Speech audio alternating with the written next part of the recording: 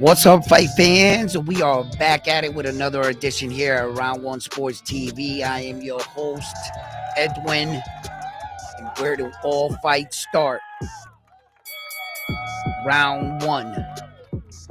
We have a lot to talk about, and please don't forget to drop a like on the video. If you haven't already, please subscribe to the channel. And I want to know what you guys think about Terence Crawford and Saul. And I think this fight is gonna happen. We're gonna talk about that, all the fights that happened 2024, your reactions to some of the fights, your dislikes of some of the fights, all that and more. Live chat. So join us here at Round One Sports Talk, and like always, let's get right into this video.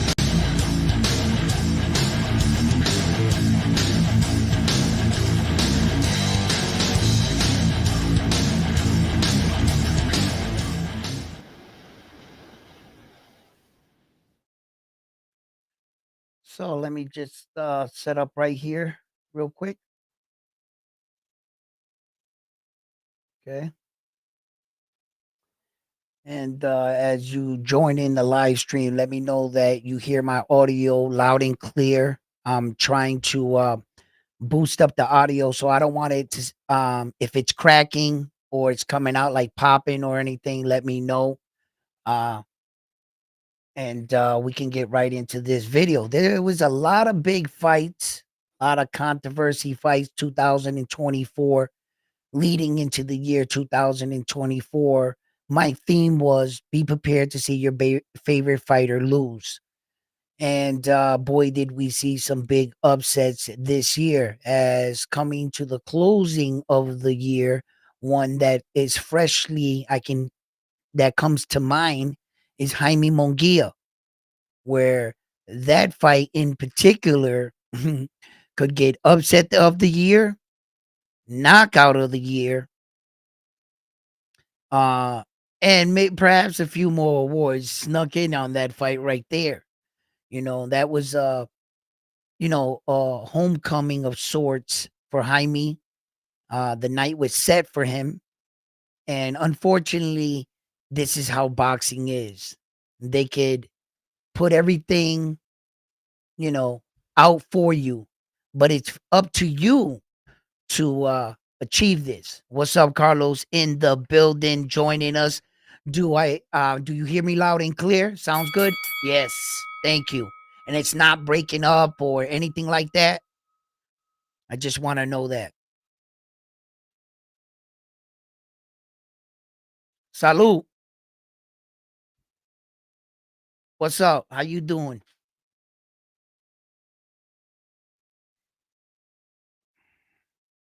Now, there's some other big fights that we're going to talk about too, and I want to hear your opinion on this Teofimo Lopez fight with Subriel Matias. And how do you guys see this fight? Um, if you want to talk about this fight first, we can talk about this fight first, because I'm not sure you guys are gonna agree so much with what I have to say. If not, let's talk about it. Look, the Teofimo Lopez fight with Subriel Matias, there was a lot said from Team Teofimo Lopez and his father. There's a lot of evidence, there's videos, and we do remember the famous words out of Teofimo Lopez's mouth. Puerto Rican fighters are easy. Put him in front of me, I'll knock him down.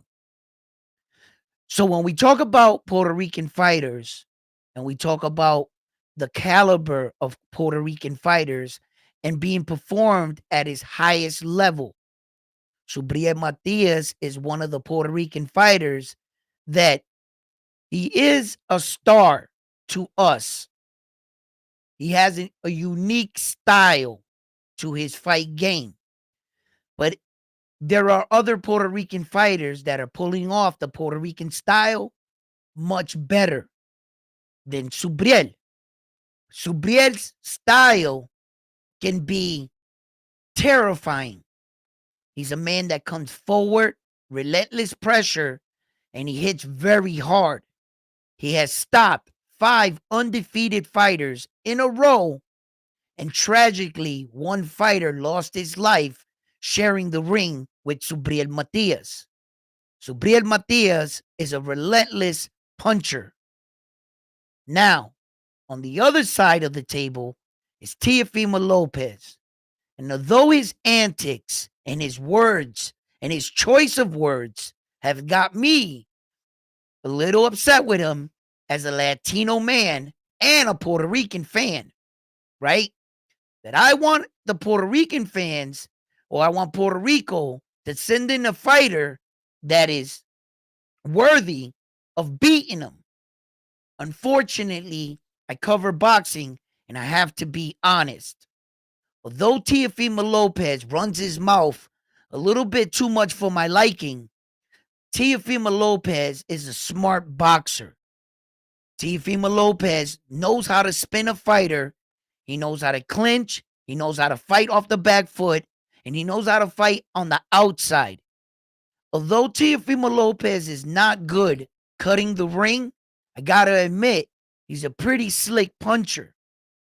I believe, if anything, Teofimo Lopez is a better fighter than Liam Paro. I think Teofimo Lopez will beat the brakes off of Liam Paro. And Liam Paro pulled the upset. Him and his coaches were able to figure out Subriel Matias. You see? I think that Teofimo Lopez, this is going to be a long night for Subriel. If Subriel doesn't initiate or show a different version of Subriel, I don't think it's going to be too tough for Teo to spin him.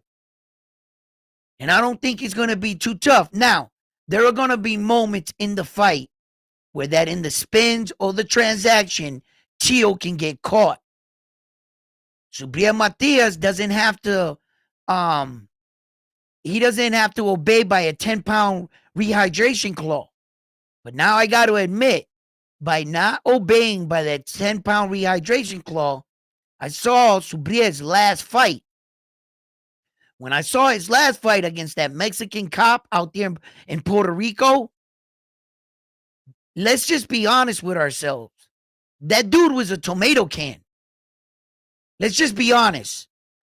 And Subriel didn't look all that impressive. He didn't really look that great. I talked him up because he's my boy. But at some point, we got to be honest with ourselves, right? I think that Subriel Matias, right? Look, in every fighter's quest to trying to be the best version of themselves, they're neither competing with anyone else, but merely themselves. Subriel Matias has to understand that Puerto Rican pride is riding on this fight. And that the world is going to be watching. Teo has a pretty big name. Subriel is a former world champion. You put that fight top rank, you know how like Uncle Bob likes to do it for Teo. He puts him in New York. You put that fight in New York, Madison Square Garden, that place is going to go crazy. Problem is, I just want Puerto Ricans to be realistic for our guy.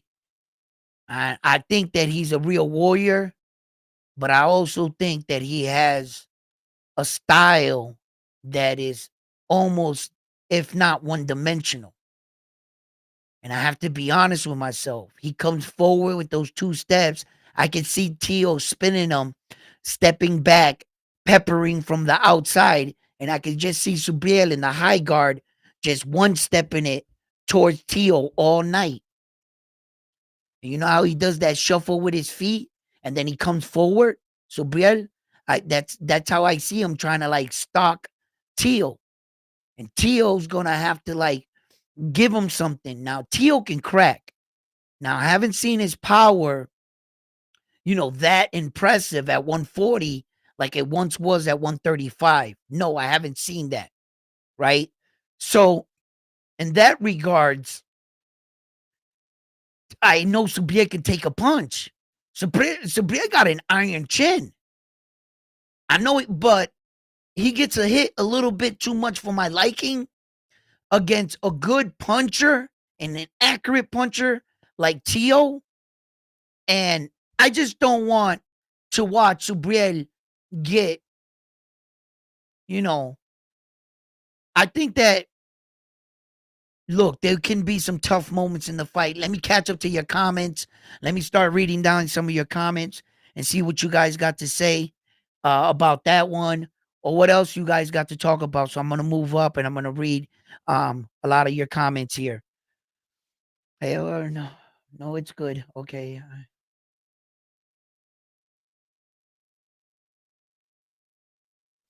I think that Teo will be the favorite. However, personally, I think Matias has a chance to make the fight his kind of fight. Matias has to utilize his jab and length. Yeah, Matias just doesn't rely so much on that jab. It was like he abandoned it in the Liam Paro fight. He completely like abandoned the jab. Liam Paro is grabbing him and spinning him. And then what Matias was doing was resetting in front of Liam Paro. Now, I was at the fight live. I was there live, front row right there watching the Liam Paro and Subriel fight. And as I was watching the fight, you know, I got to admit, for a little while, my eyes were biased. I was more hyper focused on what Subriel was doing. But and then I found myself quickly going, come on, Subriel. He seemed to be getting his best work in like the last 10, 15 seconds of the round. He couldn't figure Liam Paro out. He started breaking, he started catching up to him. Fifth, sixth rounds, yo, I heard some monster shots from Subriel Matias, man. They were loud. And they weren't loud like slap loud. They were loud like thump loud. Like boom. Like that. I saw Liam Paro like he was hurt in the seventh, right? Um, so I seen his style firsthand. I'm watching this and I started noticing what Liam Paro started doing. And the referee, I mean, he like acknowledged it once or twice, but for as much as he was doing it, I mean, what kind of referee are we gonna have in their fight? And what are the coaches and what is Subria's approach to the fight? Let me keep going down. I gotta catch up to y'all messages.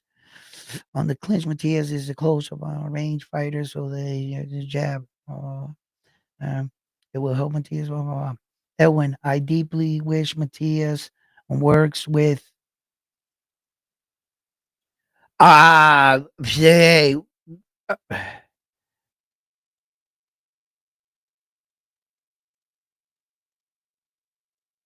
didn't he just have a fighter leave him like Jose and shit? There's an opening. I think there's an opening. You know what I'm saying? He can slide right in. You know, can Lopez last 12 rounds with Matias without Lopez has gone the distance. He has proven it. He went the distance with Josh Taylor. He went the distance with Loma. He went the distance with Sandro Martin. Lopez has shown that he can go the distance. Now, the one man that hasn't gone the distance a lot in his career is Subriel Matias. And he hasn't gone the distance, when he made five guys quit in a row. His fights don't go the distance. They never had. The one fight that went the distance that he lost, that he revenged the lost, right? Um, so I don't think that's a problem for Teal. I think Teal's problem is staying focused for the opponent that's across from him. Teal's the kind of fighter for me that he comes alive when all the chips are pushed in the middle of the table. When the stakes are the highest, it seems like Teo fights the best. When he has all these guys like Steve Klajic and Sando Martin and these other guys, it didn't seem like Teo really wanted to get out of bed. You didn't really see the best version of Teo where we felt like he was better. He had shown better skills in previous fights. You know, he shut Loma down. Loma couldn't even get started until like the 5th round, until he started feeling comfortable to throw punches. Teo had him figured out. Loma had to wait till young Teo tired out a little. But Teo bit down in on the mouthpiece on the championship rounds and took it to Loma, and I think that's what won him that fight. So that's what I mean. Teo knows. Listen, being from New York, Teo knows he stepped over the line with the Latin community. And in order to at least try to win some of those fans back by defeating a fighter such as Subriel Matias in New York, you know what I mean? And then it would solidify his bullshit. You know what he's going to say? Subriel, no, you are a great fighter. I love sharing the ring with you. I don't got no problem with you. I love Puerto Ricans after that. He's going to say all of those nice things after the victory.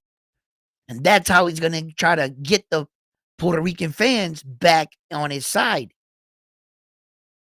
He's going to try to show humility after the victory to get the Latin people, because 60% of his Latin supporters were Puerto Rican. Yeah. So now, Subriel got a chance to go in there and really listen, this is for a world title. Teofimo Lopez has the WBO at 140 pounds. That means that if Subriel wins, Puerto Rico got another world champion. And we got get back. Now, I'm not saying we sending in a nobody.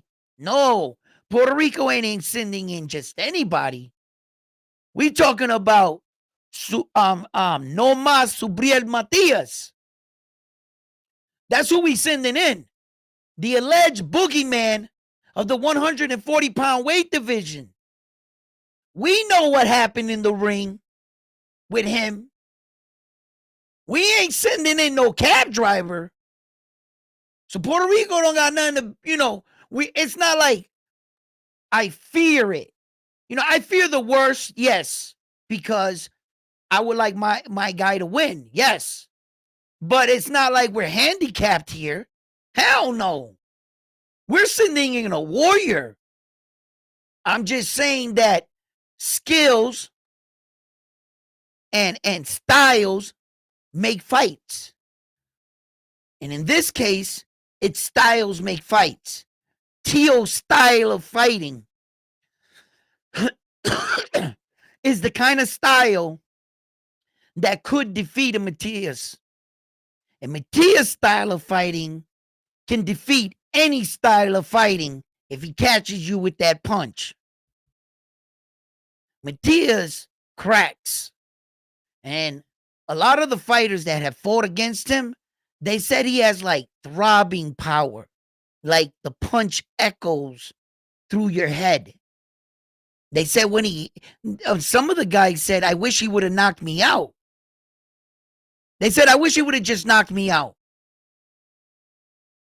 Because the way he was hitting me, they felt like it was a little bit too hard to knock him out. It was like they were hitting him. It was like, pow. They were actually knocked out, and this punch woke him up. Pow, pow. So he was probably knocking out, waking up all his fighters. Right? Matias is strong. But that's his game. Come on, man. You mean to tell me that Reynosa, Saul Canelo Alverez's coach, the defensive technician that is Saul Canelo Alverez, and the experience that Teo's getting sparring against Saul Canelo Alverez, right?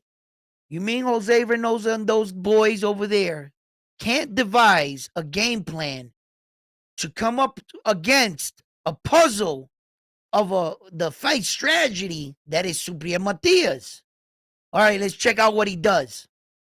He's coming forward in the high guard, and he rips punches. Where the footwork, I mean, he's not like on his toes, bouncing around, darting in and out. There's not a lot you have to concentrate on.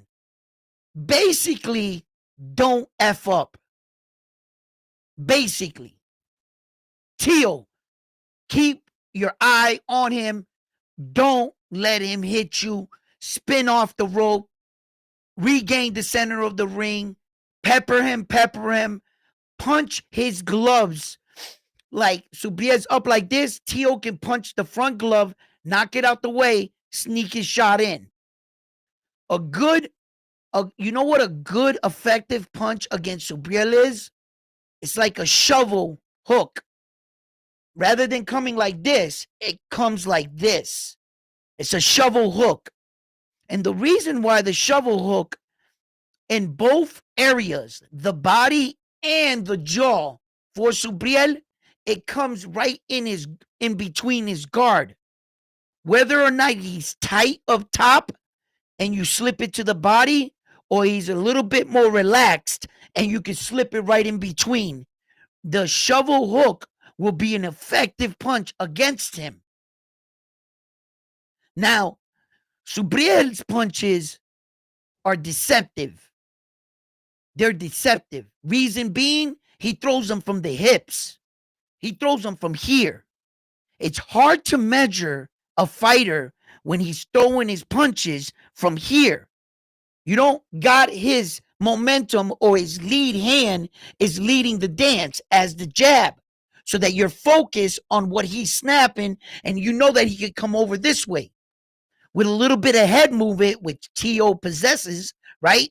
He could evade those punches. But by the punches coming down from here, from the hips, Subriel is able to disguise it a little bit better than your typical fighter.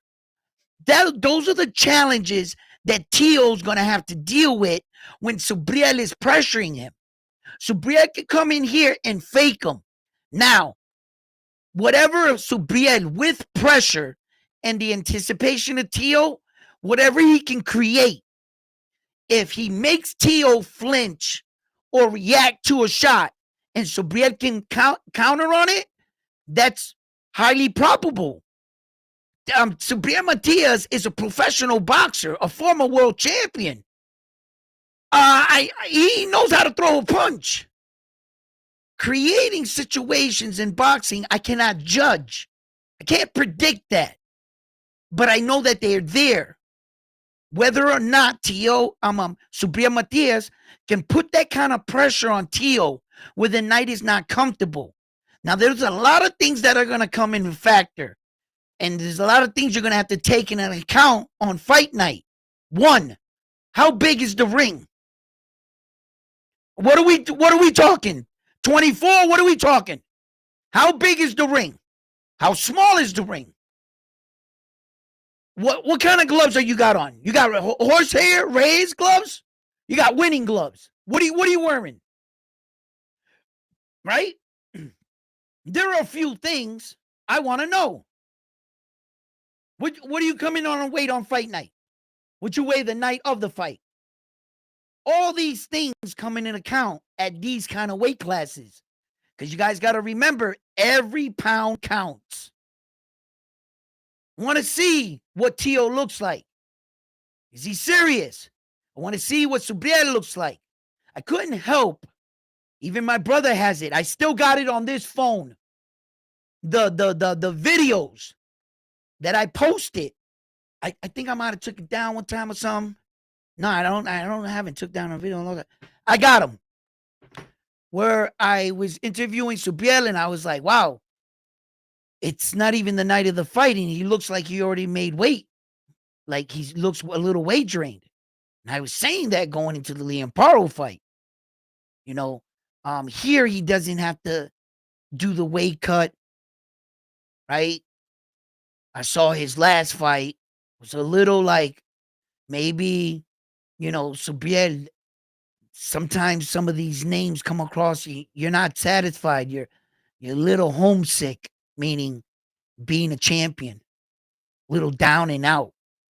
Get this kind of fight, go in there, knock this guy out, you know. You're like, oh shucks, want to get back in the game. All of a sudden you get that phone call.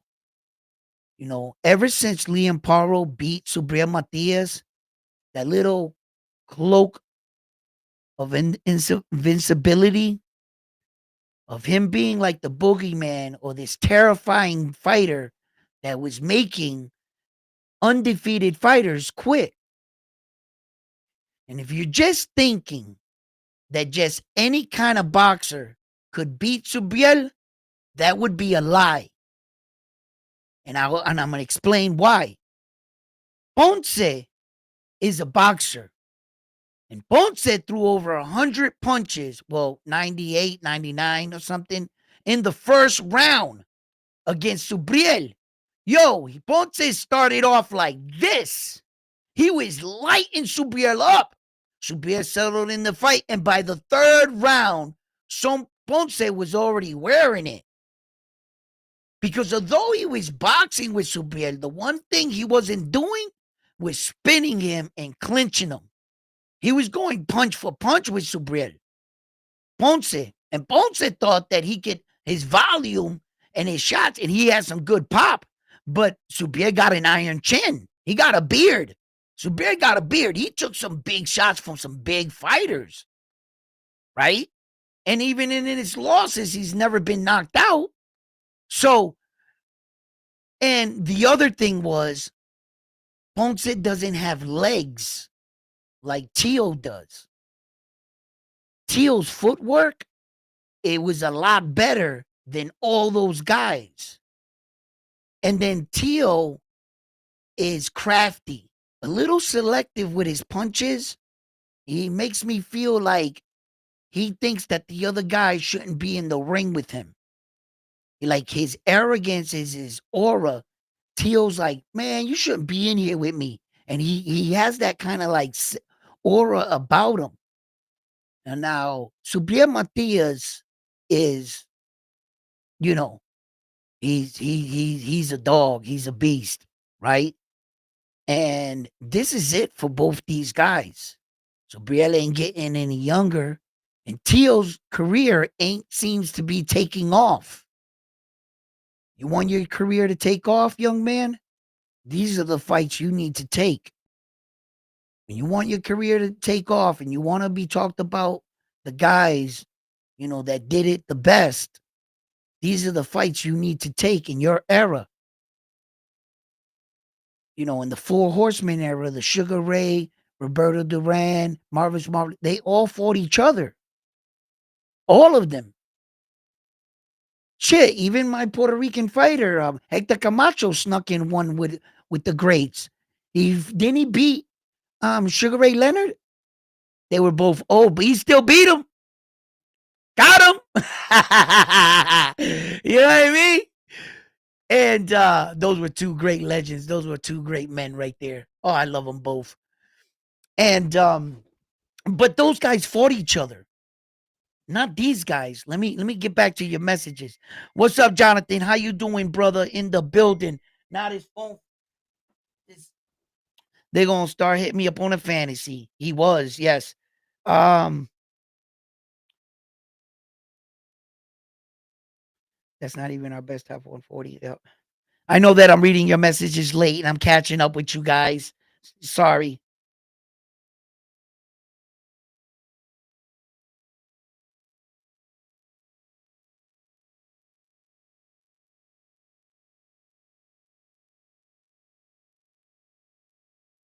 Yeah. Oscar Collazo, is an undisputed champion for Puerto Rico right now.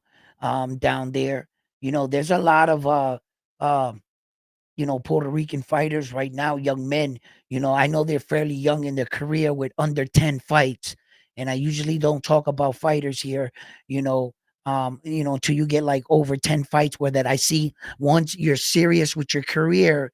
And, because sometimes, Hollywood plays a factor in some of these kids' lives.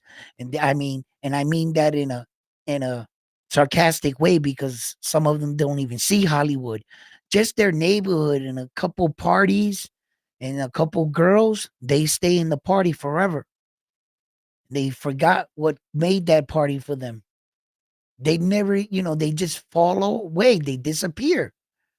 So you don't know how many of these young men can get even past that or even suffer defeat for the very first time and calling it quits. I've seen that before too. So there are a lot of young Puerto Rican fighters that are, yes, coming up that are obviously look great, and I think that the sport is evolving for those reasons because is it me or these kids look way better than what I remember at those ages?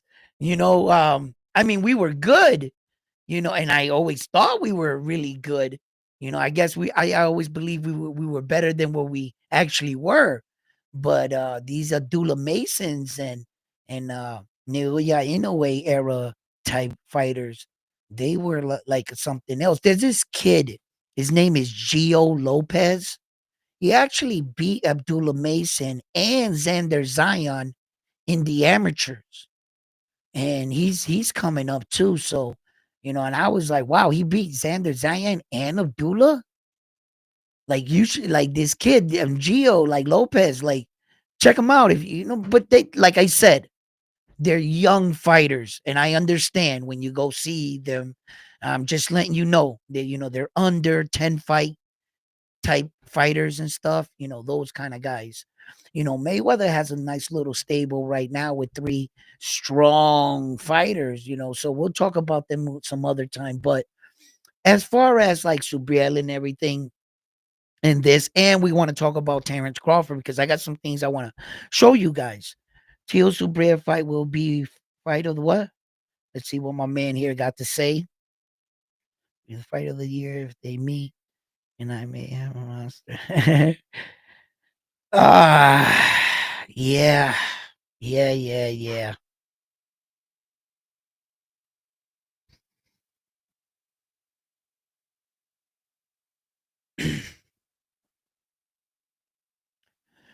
Well, he's a different type of fighter. He's also coming into his man frame. Jose Valenzuela has been growing up in boxing right before your eyes. I remember him as a young man with barely any hair on his face, coming out with a bulletproof vest on, with David the Monster Benavidez, his dad and stuff, and suffering his first loss, to the hands of Edwin and I I I remember watching him come up and thinking, um when he lost, I was like, "Oh, this is just gonna be another one of those Mexican fighters that keeps getting knocked out or losing, and that's it." He proved me wrong. He went in there. I'm not gonna say that Chris Colbert was the most, he Chris Colbert was worthy, but he was just too small. And then even in the second rematch, you could see it. He looked like legitimately two divisions bigger than Chris Colbert. You know, um, I think Chris Colbert was stupid for taking that fight once he snuck that one victory on him. But look, you watch fights and you remember them in their last fight and what they look like. Styles make fights. And these guys are not going to be a 5'5" little Mexican dude. They're going to be more around his size. And all that stuff he did against some of these other guys, against these other champions, he might not be able to do. You know, um, at once upon a time, I thought that would be a good victory or good fight for Subriel. Rayo, I felt like, that would have been a good fight. because I didn't think that Esau Pitbull Cruz was gonna get that belt back. Once he got that belt, I was like, sorry, dude, you gotta go down. Like stay dedicated and go down and try to get that Tank Davis fight back, because I see that's his like only avenue, but because his name still holds weight. All right. So, but yeah, other than that, okay, what you're saying here, um, Mexican boxing number one says he's too slick. Lomachenko like Shakur like. Yeah, yeah, yeah. Because like I said, we're watching him grow up. And, like at one point, he was a little bit younger when he lost that fight against Edwin de los Santos. And like now you could see where his skeleton, his man structure has like, just like another fighter I watched grow up in boxing, a lot of them, Javante, a lot of them, but like Mario Barrio, Latin fighters. You could see how Mario Barrio's looking older. He's looking more like a freaking Aztec warrior, if you ask me, every day, right? So, but he looks stronger, you see. So, and then I got to admit, Jose has gotten leaps and bounds better since that Edwin loss. He's gotten a lot better. Uh, can he, do something? Can he be a guy to defend it? Well, it seems like he's already signed on the dotted line to fight the Russell, Gary Antoine Russell. So, you know, let's see what happens there. He beats that Russell kid. Jose beats that Russell kid. Yeah, now we talking. That Russell kid is strong, and I know the ass whooping homeboy put on him. Polanco or whatever, right? I know that ass whooping he put. He took him to school for his cocky and arrogant and for his ring IQ. The Russell kid thought he was. Boy, did he outshine him in that fight. Yo, that was a pure masterclass of boxing. He taught him a boxing lesson in that ring. That's what I saw with my own two eyes. I know exactly what I saw. Yo, that Russell family, it has a deep boxing history. Their father, God rest their father, for making the men that he made out of those guys, and they're great competitors in the sport, and they're great for the sport. All the brothers, they're awesome. And but he came into that fight an undefeated fighter. He didn't know how to lose. He was riding on a high. He was making his stake, that he was the best fighter. And the way he outclassed him with patience, timing, placement, accurate punches, and combinations. Yo, he excelled on that ass. Man, I'm telling you, he outclassed him. And it was the same kind of humbling ass whooping that his brother, in fact, endured on the hands of Emmanuel Rodriguez. Remember, the first one got canceled because of the headbutt. Then they ran it back, and that one got, because of a foul. But the fight had already went. I think it was the 11th round. But it was clear who the better fighter of the two of them was by that point. Emmanuel Rodriguez gave him a humbling ass whooping. That kind of that will humble a man. Yeah, and like so, how does he respond to Russell? Opportunity at a world title. This is what you're doing it for, right? Am I right? Well, anyway, I have a tendency for speaking for boxers for what they for their for what they believe and they want to go for. Javante Davis taught me that lesson, but he claims that that's what he wants to be, a world champion. And their family wants a world champion, the Russells, And I'm confident when I say that he wants to go after the belts and he wants to prove that he is the best. So this is his Super Bowl. This is his moment. And when a man gets that kind of opportunity, uh, there's one thing I talk about that I don't have a measuring stick for, and that's for a man's heart, his will, how far he's willing to go. And some men can be really hurt in fights and they got to go to real dark places they talk about. When you hear fighters talk about those dark places, they're thinking about things so bad, like that beating is not seeming to so hard. They got to go to a dark place, you know, sometimes in a fight. So how far are you willing to go? And most importantly, can you keep it together for 36 minutes mentally? Are you mentally strong not to start letting doubt slip into your head midway in the fight? You start feeling tired. You start doubting yourself. You start to shut things down. You're not moving as much. You're not moving your head movement because you're trying to, um, you know,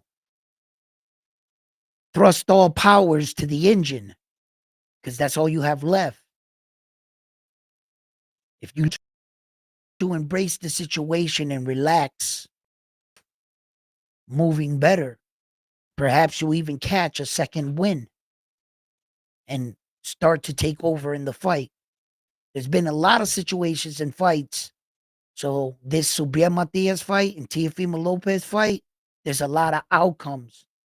But as far as I judge the two fighters, for as much as I myself was like, man, I wish Teo would jump in that ring with Subriel.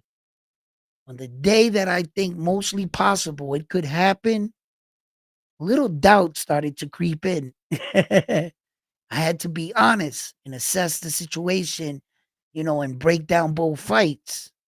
And when I did, I found that Subriel, he's going to have to be on his game. He's going to have to be on his game. And like I said, I'm not scared to put him in against Subriel against Teo. Hell the fuck no. 10 out of 10 times I'll put Subriel in against him. Why? Subriel's a fucking warrior, bro. He is a warrior. No matter what, I know he's coming to fight. Win, lose, or draw, my man's coming to fight. So that part I don't doubt. Oh, I don't doubt Subriel in none of that regards. If Subriel could, he'd rip his face off. You know what I mean? But for me, I don't want to be biased. I just don't want to allow Teal's antics to blind me from the fighter that he is. And I'm like, where the fuck did this fighter come from? Oh, fucking Subriel. That, he let this guy talk about us and do that. No.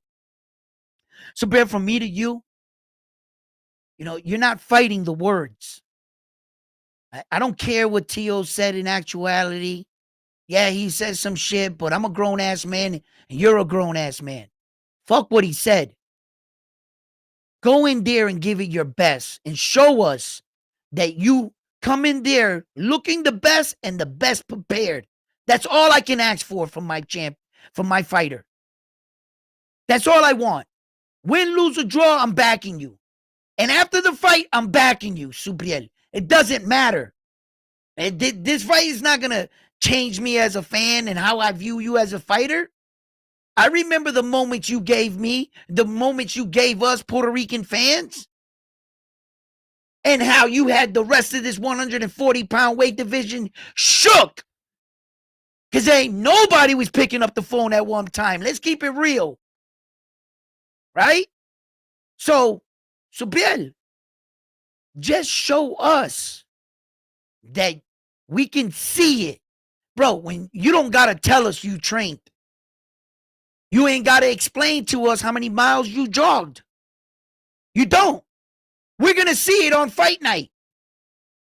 Full display. H4K. Boom. You ain't going to be able to hide it. Subriel, you, whatever way the outcome the fight goes, so it goes all the rounds, you fought your heart out. They gave it to Teo. I would love you the same. Because I saw what you did. Right? You go in there and get wiped down, and this dude and little love handles, and we see we're like, man, we're going to be disappointed, of course. But I don't think Subriel's going to take it like that. One, he understands. How many more shots at a world title is Subriel Matias going to get? At 32 years old? Really? How many more cracks? This is his opportunity. Didn't Subriel say, Teo, pussy? Huh? Didn't he? Well, then go out there and break this dude's jaw. Come on, Subriel. You could do it. You could. What if Subriel could take this punch and he walks through everything, pushes him up against the ropes, and beats up on Teo? That's another possibility. Just Teo can't get out. Subriel keep grabbing him, throwing him back in the corner. Boom, boom, boom. No, where you going? Back in the corner. Boom, boom, boom. And just bulldozes him. Never know, right? Teo looks like a strong kid, too. He doesn't, he's not. But I saw when Sando Martin was giving him a fit. And, Sando Martin doesn't fight like Subriel, but I was like, damn. What's up, Bam Bam? How you doing?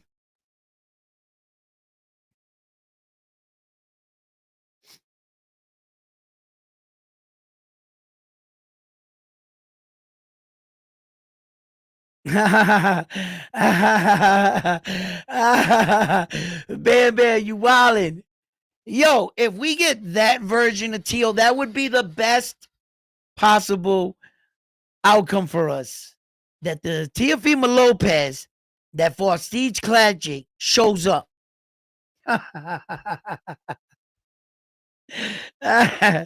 Yo, I can almost see that belt over Subriel's shoulder. If that Teo shows up,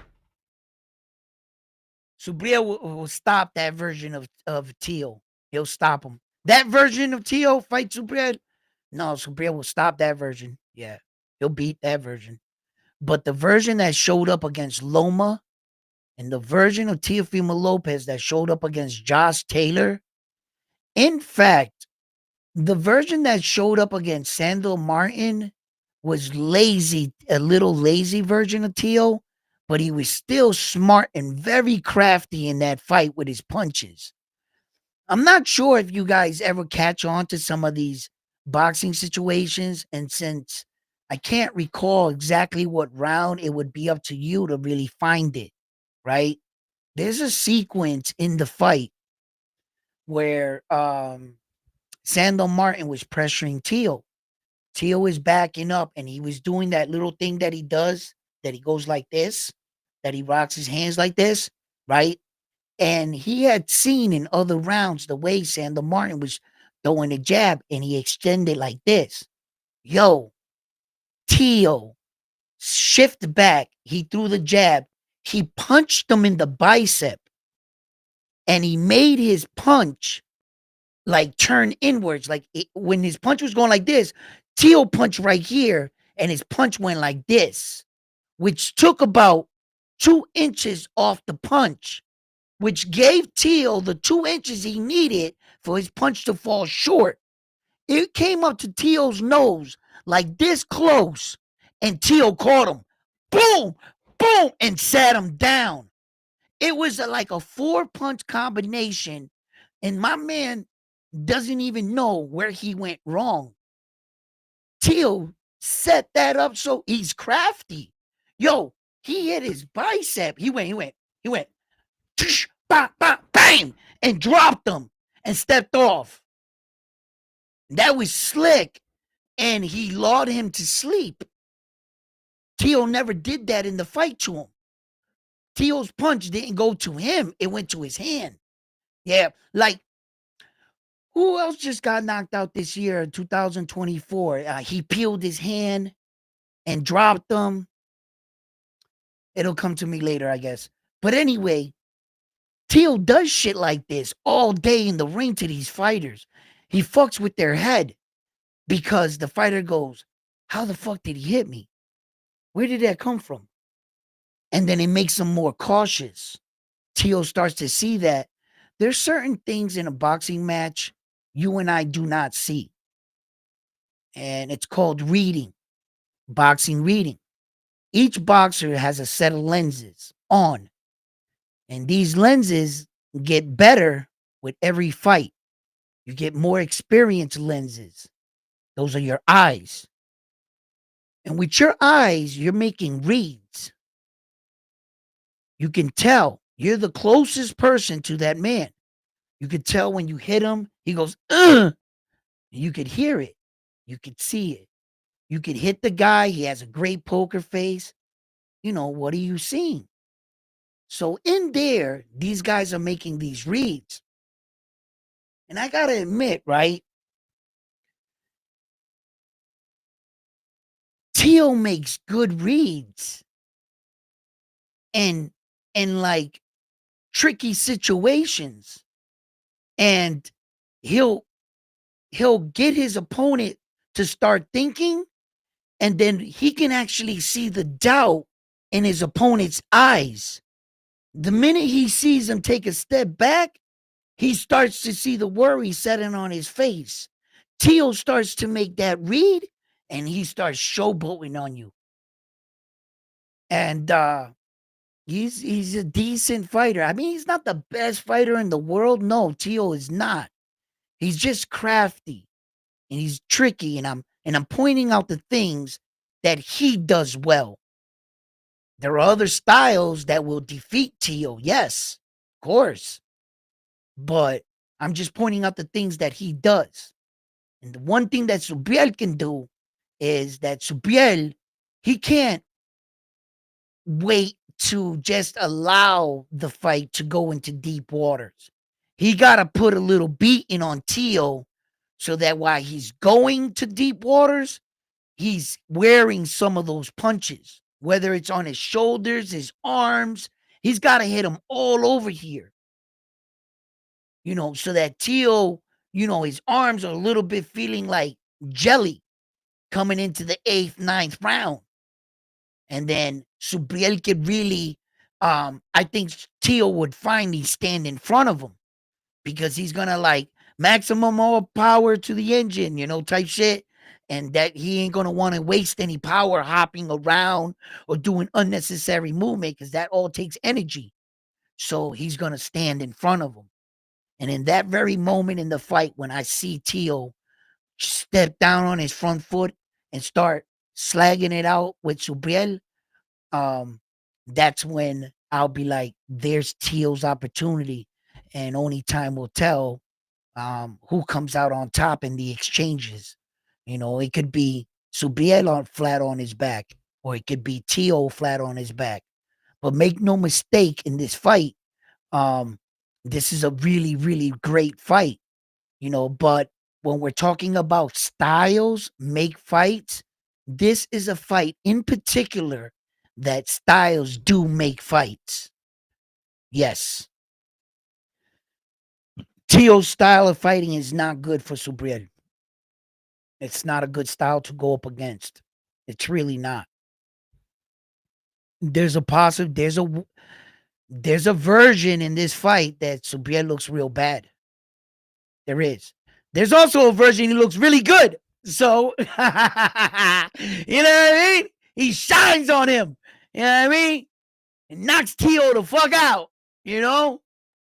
So, you know, because Subriel Matias is a professional fighter, right? It says professional boxer at the end of his name, right? I believe it does, right? So he is a professional. So when you're putting in one of the most professional fighters, one of the professional fighters of the world in a fighting match, well, then shit, this guy's a pro. Anything can happen. And I sure the hell ain't going to say that Puerto Rico's just sending in just any fighter. They sending in a real one in Subriel. It's just styles make fights in that particular instance.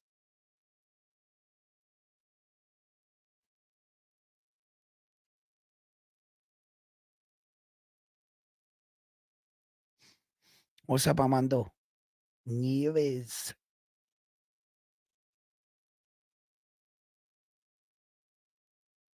Yeah. Listen, it's hey, we're gonna have a lot to talk about that bad boy. Did you guys hear the news about Saul Canelo Alvarez and Terence Crawford?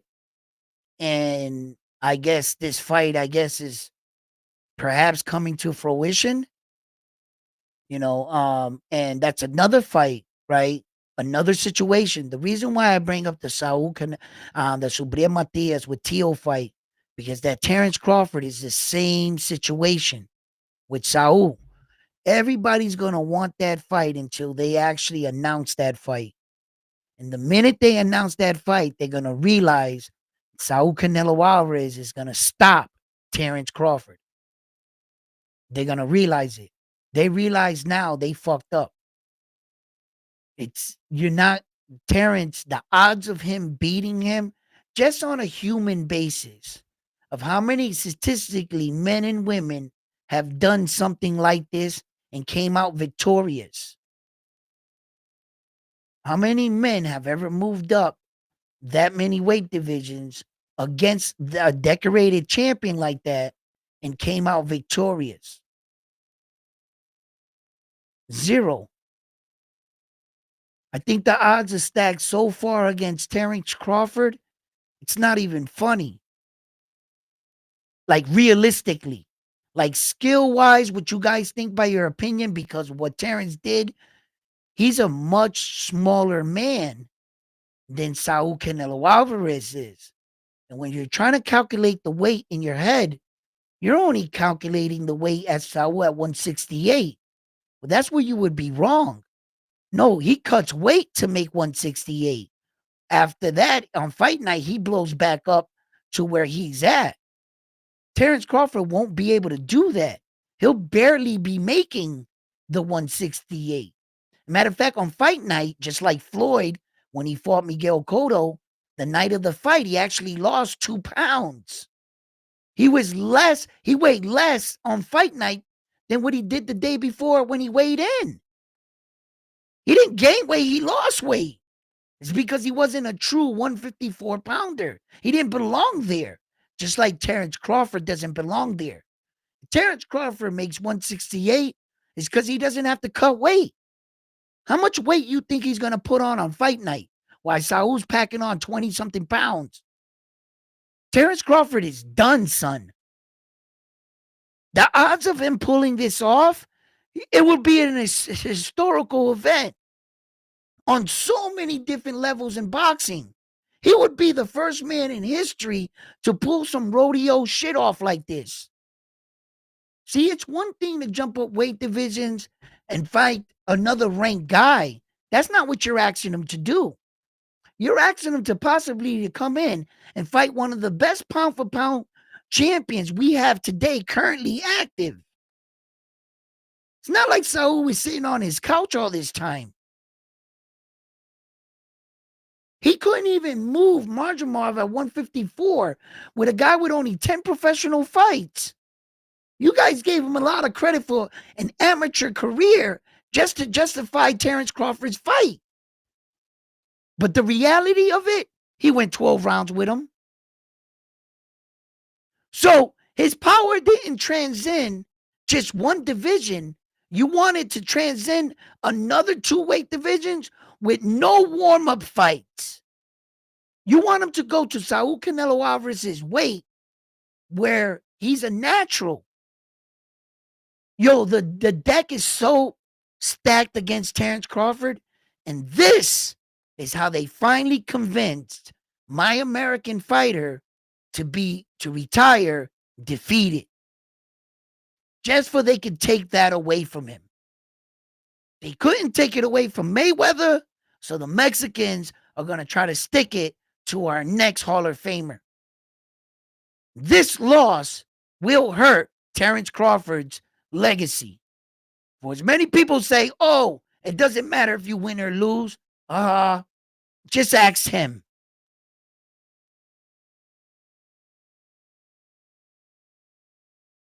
And they finally dressed it up and sold it to you. They paid for Terence Crawford's I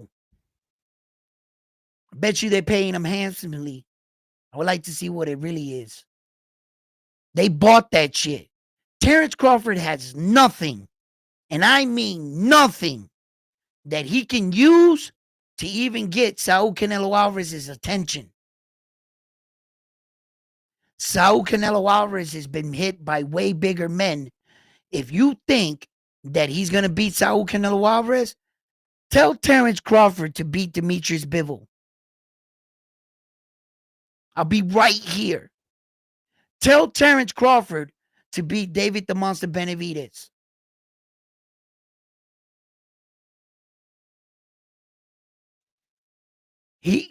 Listen, he's been hit by bigger dudes. He fights much bigger guys at a higher skill. Terence has never fought at 168. His eye to eye, his twitch muscle reflexes, he's not going to even be able to carry his muscle. Past the 8th round, he's going to be gasping for air.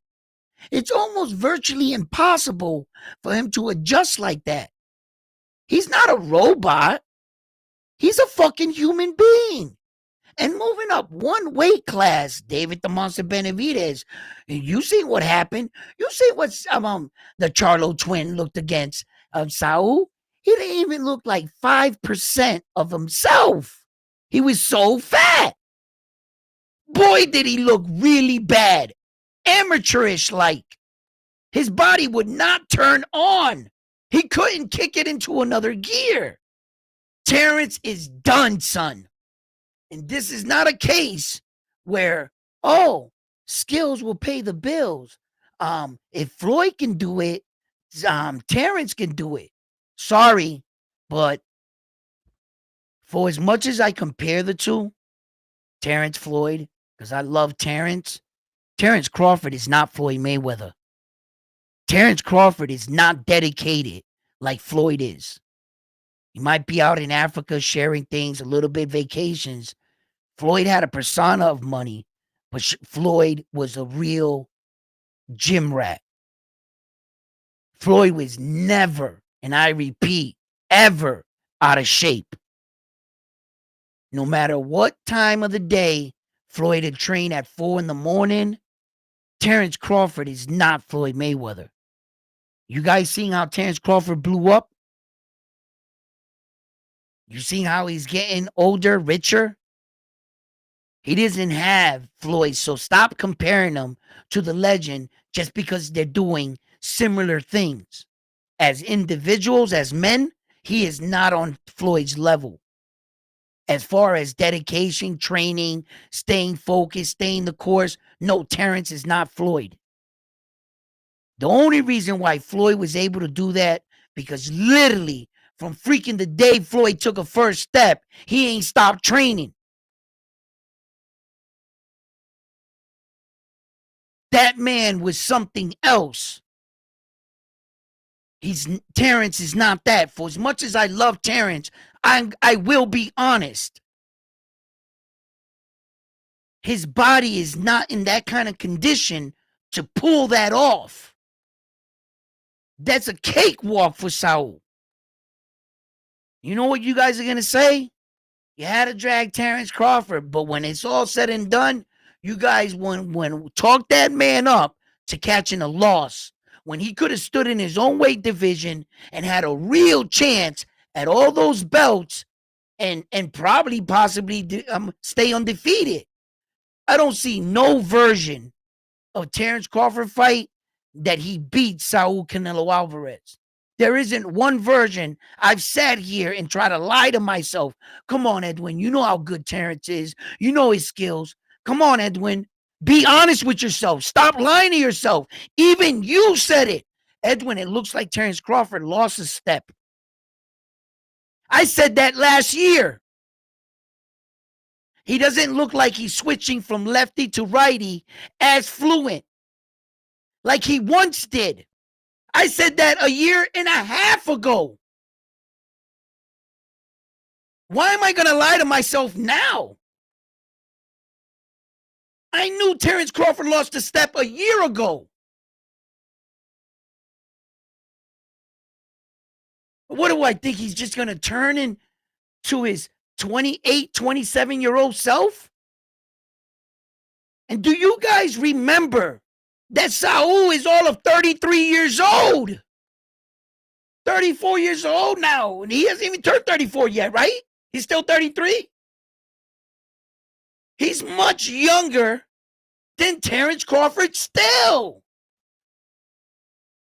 All the benefits are on Saul's side. Brother, if Terence Crawford pulls this off, undoubtedly he is the GOAT. He's fighting for everything. It's like he's riding on it. He pulls some shit like this off. You guys can come back. Myself, I'll crop this out with my knife, this video. Yo, because I pointed out everything, and I mean everything, is on Saul's side.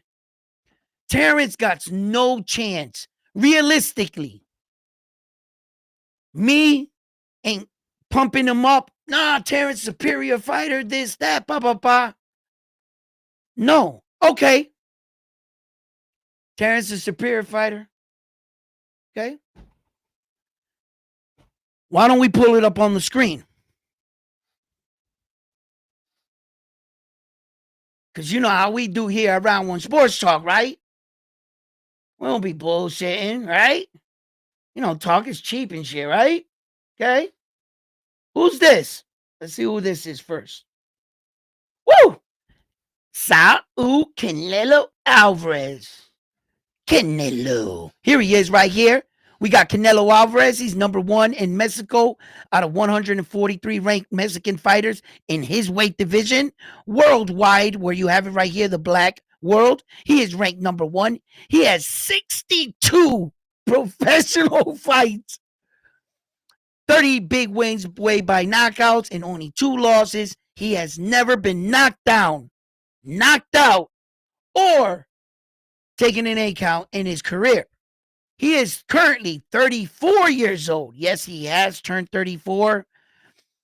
He has, godly, 508 rounds in boxing. Say that one more time. He has 508 rounds in. I don't think you understand what that means. In definition, we're going to see how other fighters have it. Watch. I'll show you. Anyway. Yeah, I mean, you could pick anybody. 62% knockout ratio. He is 5'7", 70-inch arm reach. Okay. Now, these are a lot of his wins in the beginning of his career. But let's go to the wins where Saul Canelo Alvarez became Saul Canelo Alvarez, and some of the wins you're going to start to see them right away. Some of these wins are going to pop right out after you. But this is not Miguel Cotto. This is Jose Miguel Cotto, right? This was, who is this guy right here? Hold on. Yeah. That was a different one. Yeah. Okay. Yeah. Because he fought him way down here. Yeah. Okay, what up? Let's get this out of the way. And you're going to start seeing, look at Shane Mosley. Look at 154. Okay. So, he was fighting in big weight divisions. Lopez, you're going to start, look at Mayweather. Mayweather came into this fight. Hold on. Mayweather came into the fight 44-0. They fought at a catch weight at 150 pounds and a half. Mayweather came in, and he was 152. He was 152. Mayweather was even less than him on the night of the fight. He lost that fight right there. You're gonna start to notice. Here's the Miguel Cotto right here, fight right there. Miguel Cotto came in 40-4. Look at look. Liam Smith too. You're gonna start seeing, you know, Amir Khan. These are just big names. Julio Cesar Chavez Jr. Look, he fought him twice right here, back to back. Golovkins, Caleb Smith. Billy Joe Saunders, Caleb Plant. Look at Demetrius Bivol, John Ryder. This one right here. Look at he fought him at 168. At 168, he had no chance in this fight, man. No chance. That was actually his last fight, the Saul Canelo Alvarez curse. He went in there to fight Saul Canelo Alvarez and hasn't been heard since. Lost all his belts without losing them in the ring. Then he beat Jaime Munguia and recently Edgar Berlanga. So, if you're looking at Saul Canelo Alvarez's record, now I just wanted you to look at the men that he fought. Remember the names. This is the competition level of this is where he became Saul Canelo Alvarez. These are all the names right here. There's nobody else. This is who he fought.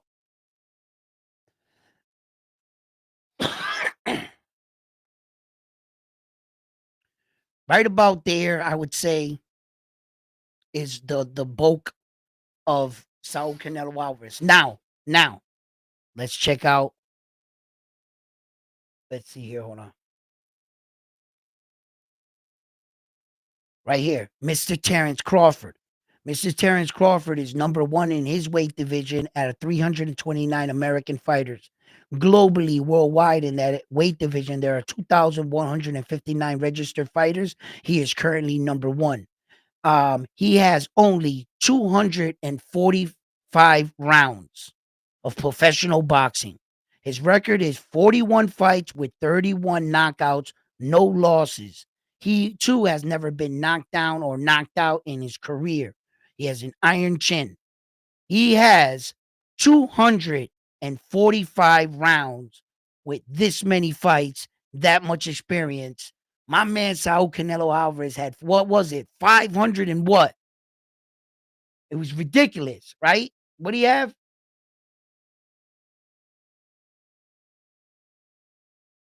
508 rounds. That's experience. That's experience money cannot buy. He's 37 years old. He's older. He's 5'8". He's 1 inch taller. He has a 74-inch arm reach. Saul has a 70.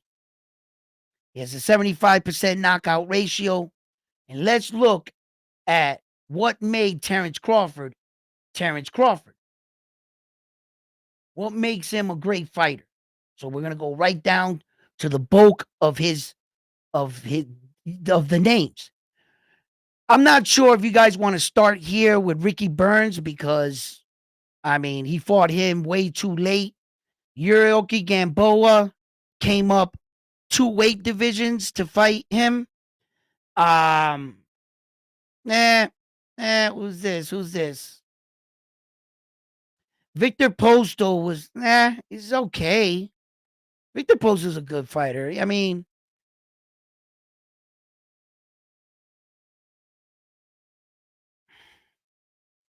Ndango, the other night he was looking good, but no. Jeff Horn. Who the hell is Jeff Horn, bro? Come on. The Monster Benavidez' older brother. He fought him freshly off a gunshot wound to the leg. He was basically a wounded duck in the ring. Amir Khan came up weight divisions. He was at the end. Kell Brook was at the end. He was a beaten fighter. Sean Porter, that was at the tail end of his career, at the very end. I think it was like his last fight, right? Um, and Errol Spence Jr., 2 car accidents, detached retina, 2 detached retinas later. And then my man here with 10 fights took him 12 rounds. So he didn't fight a prime Errol. David Amnesian here, this whatever, the Russian dude that his gloves had a malfunction that he ended up knocking him out. I mean, Sean Porter, nope. That's what made Terence Crawford. There's no other mystery fighters here. There's if you go above Ricky Burns, it's gonna get worse. There will absolutely be no names up here. No names you're gonna know. This is his record, fight for fight. That's what made Terence Crawford. From about, and I gave him from about here, which is really, let me see, where is he? I gave him Victor Post, all that right there. From right here. I was like, but who? I mean, come on, guys. For real? Really? Really? Really? Come on. Who the? Huh? Okay. Say what? Who? He was undefeated. He was the champion though. All right. He wasn't the best skilled, but he had his moments. All right. I'll give you him. All right. And that's a suspect. Huh? Who the hell? What the? I said, what? Huh? No way. At what age? 3 losses. That was at the end of his career. What was that? His last fight? Come on, man. How many times did the car flip? In 10 fights. Okay. So that's what I mean, guys. When you're thinking that Terence Crawford is this elite of elite fighter that can do elite shit like this man did, I'm not sure if the media or the competition wasn't the best for him and he looked that spectacular, that it just might paint you this picture. I just want to show you. That's Terence Crawford's real record. Those are the people he fought, when he fought them, and how they were when he came up against them. He didn't fight a prime Carol Brook. He didn't fight in your prime Sean Porter. He didn't fight Jose David the Monster Benavides, undefeated fighter without a bullet in his leg. And he didn't didn't beat up prime ready Terence Errol Spence Jr. He should have never fought Amir Khan or Yorkie Gamboa. So, and you guys seen Saul Canelo Alvarez's record, right? You guys seen all those killers he went up against. The Shane Mosleys, the Floyd Mayweathers. All of them. He went against Amir Khan too and destroyed him. That was easy work. So, when you're talking about experience, he has 508 rounds of boxing experience. He nearly doubled Terence Crawford's output. And I mean, everything is on Canelo Alvarez's side. And now that I'm forced to look at it and be honest, I'm here once again saying, I told you so. I've been saying this for months. I never liked it, that fight. I never wanted no shit like this. You know, although the Teofimo Lopez Subriel situation, in my opinion wise, is slightly different because I was welcoming the fight. I was even saying Teo was ducking Subriel. I wanted the smoke back then when Subriel had that aura of invincibility. You know, now it's a little different, right? But I've never wanted this fight because you guys are setting my boy up. Name me one benefit factor that Terence really has on his side besides your opinion. Oh, I think he's a better fighter. That's your opinion. Give me something that actually helps the man. Something that physically can help him that's on his side. Not his age, nothing. It's all on Saul. Yo, they're like setting him up. And I don't like it. I can see a setup. Bro, if you was to call me to this restaurant to go eat, I'm not showing up. You're going to get a bullet to the back of the head. You ain't going back home. No, I know what a setup looks like. Hell no. This is not fair. This is not a fair match. And the way you're looking at it as being fair are the two big names. Terence Crawford, Saul. And you're just saying, oh, if they fight, you're leaving out all the human elements. The way a real person acclimates to two divisions, the way his body's actually going to be sluggish, the way his body's not going to actually perform or kick into another level. And if it does, he won't actually be able to sustain that for 12 rounds. He's never fought in that weight division, let alone the one underneath it. You're asking a lot for this guy. You're asking him to be damn near superhuman. You're asking Terence Crawford to go out there and fight like he was at 147. To look like he was at 147, but to be as big as 168. That's what you're asking him to do. And you're asking him to perform the exact same way. You expect nothing less because you're looking at him like Superman. You're not looking at it realistically. Realistically, there's probably no human on planet Earth that can do that. And not against that level of opponent. I could see if you had a highly skilled Terence Crawford and you put him against the number ranked 130 guy. Yeah, he could probably do that. Yes, that's not what we're talking about. Saul is one of the most highly skilled boxers we have today. You're asking a lot from Terence. Come on, people. I'm giving you a real breakdown. And no matter what happens in this fight, I got Terence in the fight for me.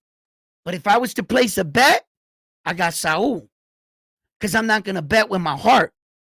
But my pride, USA, whether win, lose, or draw, I'm going with Terence. If he loses, he loses. Fuck it. But because that's my guy. So no matter what happens, what he decides to do, he decides to go ahead with the fight, I got Terence Crawford in the fight. Go America. I'm not going to get scared now. He's outside. We got to go outside. Let's go outside then. There's no need to get scared now. So, but if I was placing a bet, I would go with Saul. Because you're fucking stacking the deck. And you're asking me to ignore everything we ignored in the Charlo fight. Didn't we learn our lesson in the Charlo fight? And didn't Charlo come from the same exact weight Terence Crawford's coming from? The same exact assignment you asked Charlo to do, you're asking Terence Crawford to do. The only thing I see is Terence Crawford is going to look a little bit better than the Charlo twin. 15, 20% better. Because he's a more skilled fighter, Terence Crawford. But just like you've seen Jamel Charlo drowning, he couldn't breathe, he couldn't move, nothing. That is the same exact situation. They want to feed it to me, and they want me to ignore what I just witnessed not too long ago. Did I not learn my lesson? We're like the kid that the stove is hot. Don't touch the stove. Ah! Oh, did you learn your lesson? Ah! Did you learn your lesson? Ah! These motherfuckers are stupid. Right? Right? Learn from your mistakes, damn it. Mexico beat up on one of my American stars. Beat him so bad, he's out the game. I remember what you did to Jamel Charlo, Saul, Mexico. I remember what you did to my man. Want a little get back. You know what I mean? But Terence is not the guy. You know, why don't you fight David the Monster Benavidez? Why don't you pick on somebody your own size? David the Monster Benavidez is right there, bro. Why don't you fight him?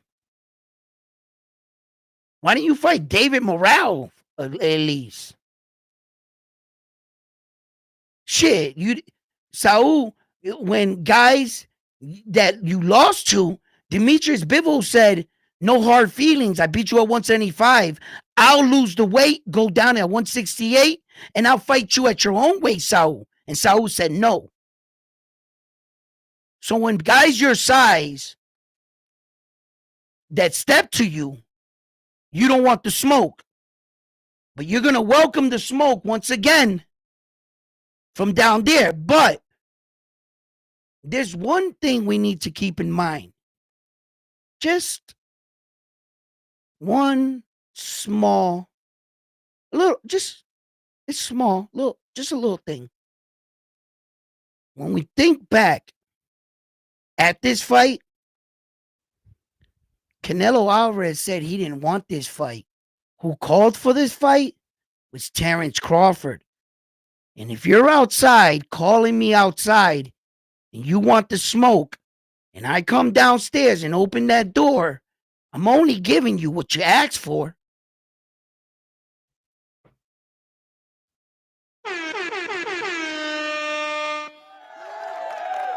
So who you got to be mad at? Let's remember who chased who down. I didn't go chasing you down, knocking down your door saying, I want to fight you. You kept poking the bear until I finally turned around and said yes. And when I go downstairs and whoop your ass, don't be mad at me. And I don't want to hear no shit from no one. All I want to hear is, you're the best. Because you came up here looking for me. I didn't go looking for you. I told the Saudi prince, not once, not twice, not even an astounding 3 times. No, I did not. Saul said he did not want to fight Terence Crawford. He said he's too little. He's too far down. I don't even want to fight that guy. Last time I did this, I didn't get any credit for it. I brought up the Charlo twin. They gave me shit. It's the same exact scenario. Right? He didn't want the fight. Terence, why won't you fight me? Why won't you fight me? Here I am. Fight me. Listen, hey, I'm right here. Why don't you fight? You poking him. Until he's going to finally say yes. So in a way, I can't blame this all on Saul like he's bullying the much smaller guy when the much smaller guy is outside telling him to come downstairs. And then we're going to be mad. Well, I'm going to be mad because He should have been like the bigger brother and kept saying no. Just kept avoiding it. But I mean, sometimes the money, he's gonna beat Terence Crawford, guys, man. And I didn't want it to be this way. We're asking a lot, man. We would be asking a lot.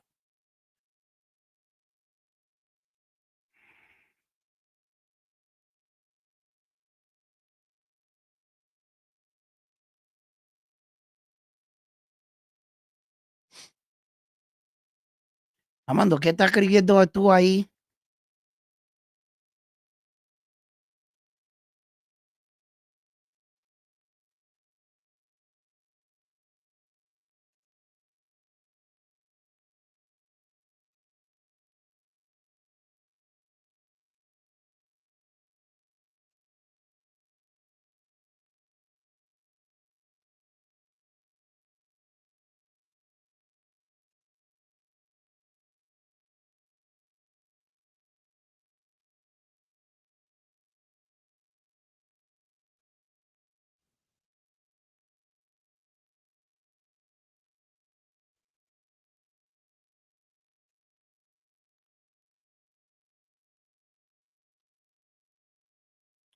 What are you talking about?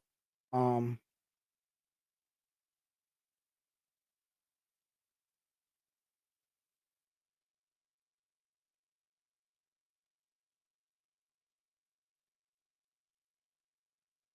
yeah, well, you, look, if he stood at 154 and just started trying to unify all the belts at 154 and finally get that fight with Sebastian Fundora.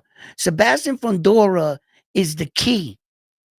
He's the key right now to how quick Terence Crawford can unify all those belts, right? Okay.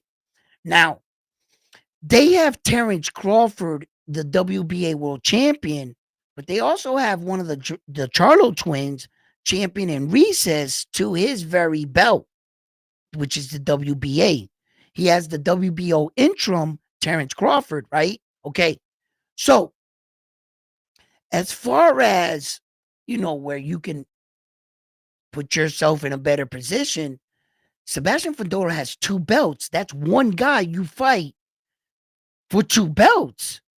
You can have three. You're one fight away from getting, the rest of the, all four belts and unifying in a third weight division, which would really, okay, Usyk can't win. He doesn't have another weight division that he could conquer. And even if he was to go back down to cruiserweight, you don't get credit for cruiserweight twice. You could, if you did it once, that's it, right? You could unify there three times. You only get credit for one division. So Usyk can't get three no matter what. Not unless he went down, down, down. I don't think he's gonna deplete himself like that. So it's not gonna happen for Usyk, right? Okay, but he could become a two-time cruiserweight. Yeah, he could get that kind of name. Yeah, you could do that, right? But you won't be a three. So Terence Crawford can get it like that. Now, when you're okay, for instance, hold on. Let's go. Oh, and there was another fight that was, I believe, going to happen too, right? Whether or not the Terence Crawford and Saul fight happens or materializes, or they actually finalize that. Um, um, what's his name there? Uh, uh, Bacolo, the one that knocked out Big Baby. It's being reported that Big Baby is willing to shoot a rematch with him. And Gerald Anderson. And I was like, yo, that's pretty good. Like, he's 24 years old, he's a young kid. You get knocked out, you might shy away from shooting it back with the guy that knocked you out. The fact that he's stepping up right now and being like, okay, I'll fight you again, that takes some balls. He was dropped like 4 times in that fight by him. And Martin Bukola, like, he's a hard puncher.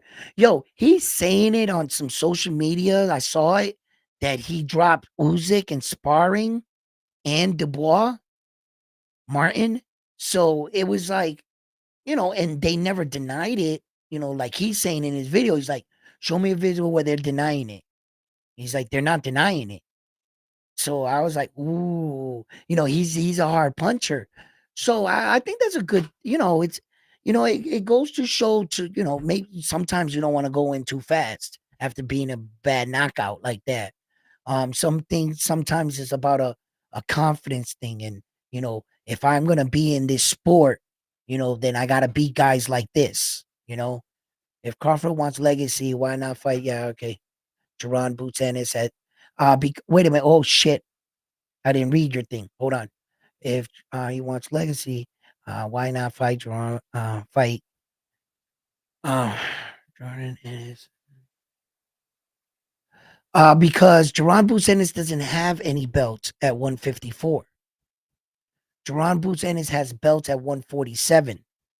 And although you might have belts at 147, you can't carry them over to 154.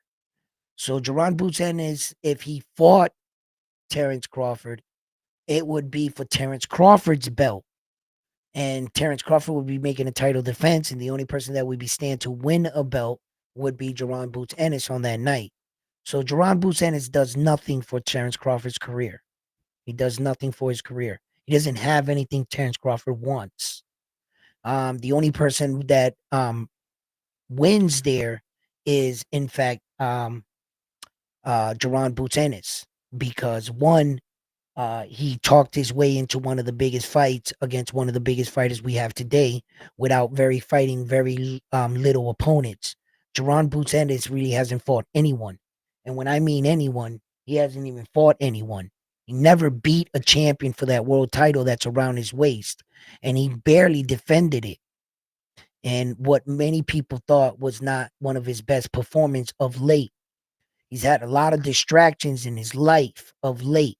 He's had promotional company dying on him, switching promotional company, and not really getting the fights he's always wanted since his career really never took off. Just before he ran into Ed Hearn, his last fight was like for $100,000. He didn't even take home $100,000 before he ran into Ed Hearn. And Ed Hearn is trying to sell him in the one city he only sells, in Philly. Jerron Boots Ennis is not a global superstar. He's not a pay-per-view fighter. He can't really leave Philly and sell out everywhere. Not like Tank Davis does, and Terence Crawford. They're much bigger names. So Jerron Boots Ennis has nothing that Terence Crawford. Jerron Boots Ennis has to build his legacy brick by brick, just like Terence Crawford did. That's the thing with these nowadays, these young kids. You start seeing good flares, knockouts, and all of a sudden you want to just put them up at the top next to our guys that rightfully so got it out the mud. Kind of pulling on Superman's cape and wanting a free ride to the top. That's what Saul was very aware of. There were a lot of guys calling Saul out when he was at the top. They just wanted a shot at his thing, but he was the man at the top. He was calling the shots. Terence Crawford wants to be there, and apparently his only shot he wants is Saul Canelo Alverez. And if you ask me, he's allowing his ego to talk to him. I've been there as a man. You feel invincible, undefeated. You go on runs, and you just there's a period. I don't know if anybody ever felt like this either, but maybe I'm just talking a little fast. But he's never tasted defeat. He doesn't know how to lose. Guarantee you, he gets in this ring with Saul Canelo Alvarez, he's going to get introduced to that. It's just, mathematically, statistically, and for what men and women can physically do in real life, um, no one has ever done that. Not even Floyd. Manny Pacquiao never did that. Ali never did that. None of these guys have ever done that. That is just stupid to do. Jumping up 2 weight divisions to fighting probably one of the greatest fighters we have of our time, just because you're in that conversation too. But look at the guys you fought. You know, you're our guy, so we're gonna boost you up, Mr. Terence Crawford. We really are, because we don't want to shit on you because you're our hero. But I don't want you to be blindsided, Terence Crawford. I don't want you to be one of those cases where I think that a lot of these fights were happen to be on your side. What happens when you come into a fight that the deck is stacked against you? This is the first time in Terence Crawford's life he would be going into a fight the underdog.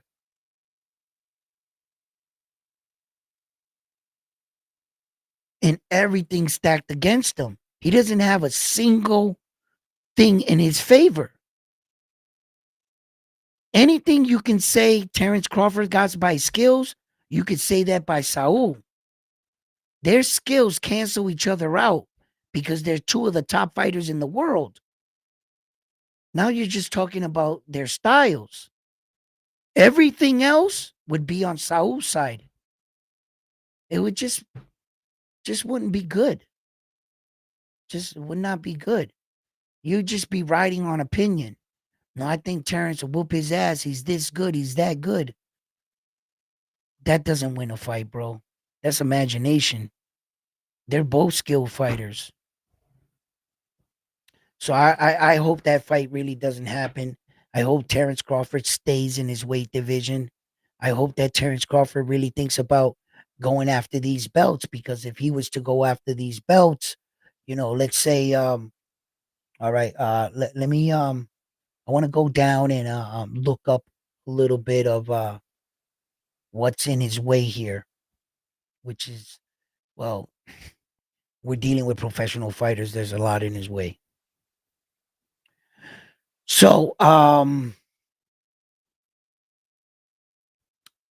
like I said, Sebastian Fundora would probably be the Beckingham 23-0. Uh, Another tough fight, the IBF champion. A tough fight. Terence Crawford's the WBA. Sebastian Fundora is still the WBC. So they never stripped them of the WBO. Brilliant. Good, good, good, good. Because they shouldn't have. You know, he won that. You look at Young Xander Zion is the number one contender for the WBO. Young Xander Zion fighting, damn man, Sebastian Fundora is a puzzle. I'll put Xander Zion in against Sebastian Fundora. Martin, what's his name? Martinez knocked out Sebastian Fundora. Just because he did it doesn't mean that Xander Zion can do it. But the reason why I said they're roughly the same size and the same kind of frame of a man. He's in his statue of framing. That's where he is. So, yeah, I mean, I look, at some point we're gonna have to let Xander Zion be him. He's 20 fights, has no losses. He's ranked number 5 right now for the IBF. You know, he's starting to move his way and create some noise.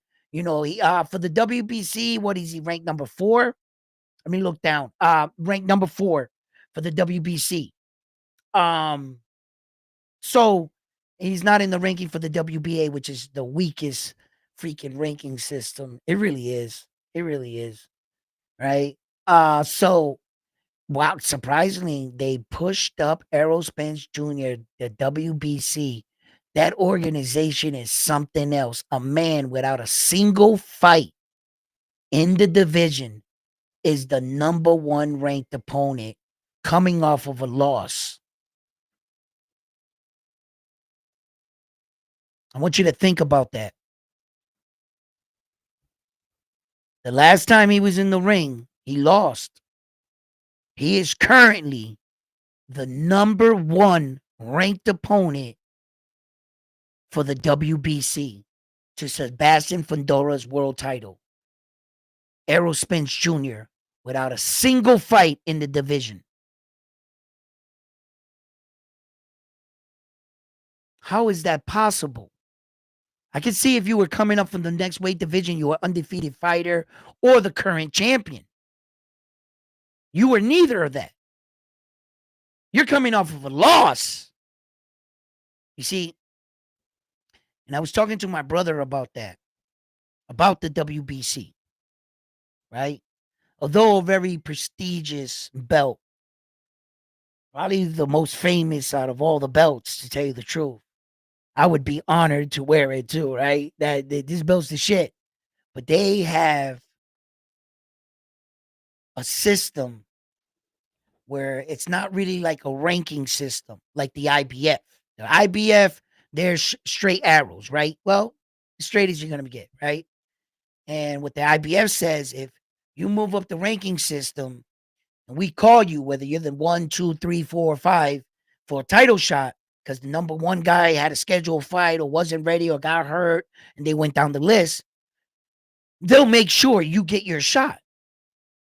But the WBC doesn't have a ranking system that works that way. They have a board, they have a 32 board members that elect the next guy to fight for their belt, who they deem worthy. That's how that works. They can elect anyone to fight. They'll advertise a ranking system so that they have the names. But technically, if all of a sudden one day they wake up and go, you know what, that number 5 guy, I like the way his name sounds. You know what? He has a big promotional company. He's with Top Rank. He has a TV network deal in place. I heard Nike just signed up to him, right? Yep. Check this out. Give me that kid. He's going to get a shot at their belt. Yeah.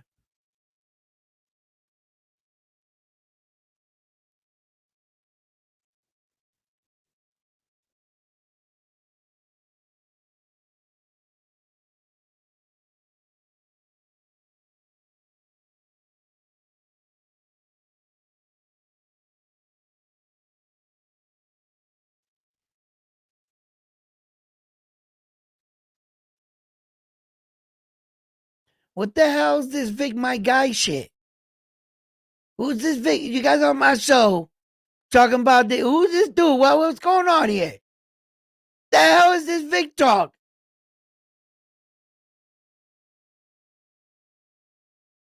Cheat on me? Hey, Frontline, you too?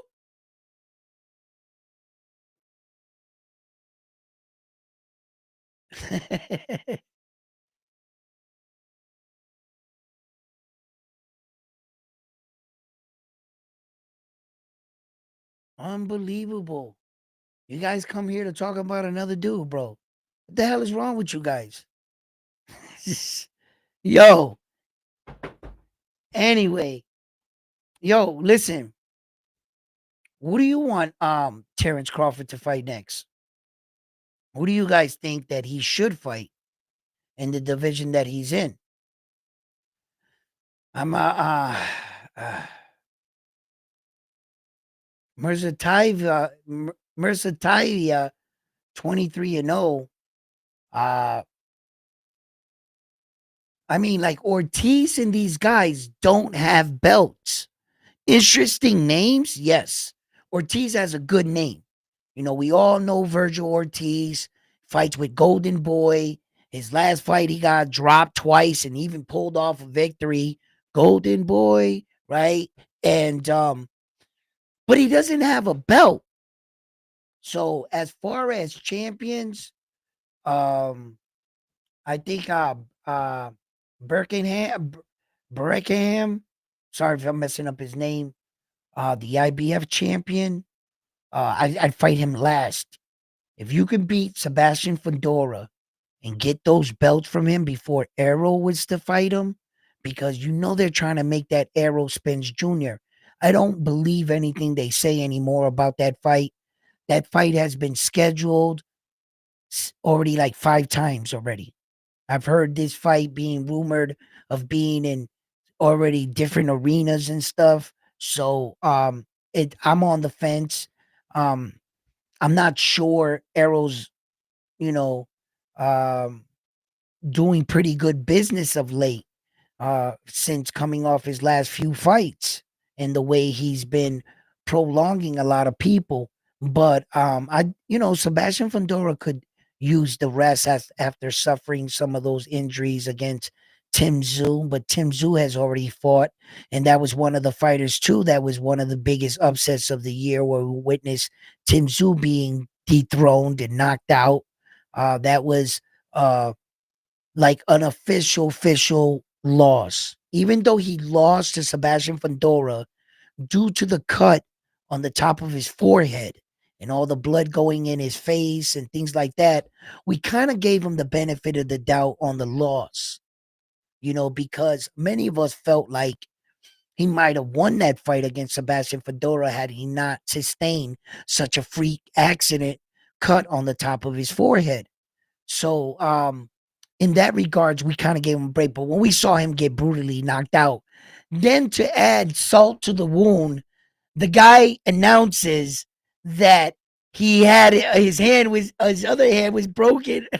So he was basically fighting him with one hand, you know, just one soft tap with that hand, and it probably would have gave way, you know. And that just added salt to the wound, man. He didn't really have to. You should have just kept that to yourself. He knocked Tim Tszyu the hell out. Tim Tszyu he looked like a drunk fight, like a drunk man coming out of a bar. Huh? Yeah, yeah, yeah, yeah. Put on my hat, put on my coat, and I'm going. Send me back out the front door. I'm going in. Like, yo, um, it was tough. That was a tough loss. Just Jaime Munguia's loss was a tough loss, but at least it was painless. It was one shot, pow! Put him out. You know, Tim Tszyu kept getting up. He's trying to be in the fight, but your legs weren't underneath you, and he couldn't really do anything, whether he wanted to or not. So it's tough. You know.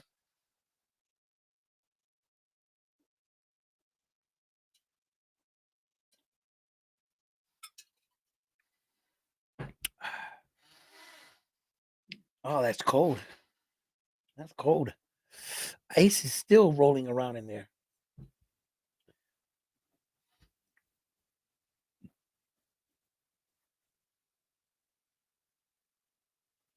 Let the other one feel my wrath. What do you guys are? No, no worries. Oh,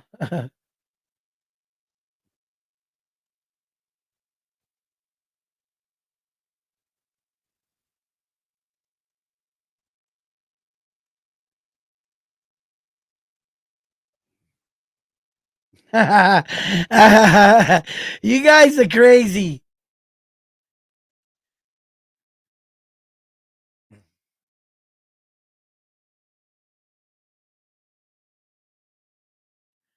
Yo, are you guys watch? Wait a minute, hold on. I'm probably not even getting all y'all messages and shit. Hold up. I'm over here. I got it on the restream scene. They're probably not even showing me everything.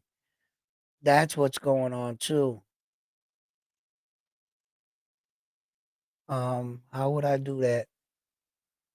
All right, right, right. I got it. Yeah, let me pop that up.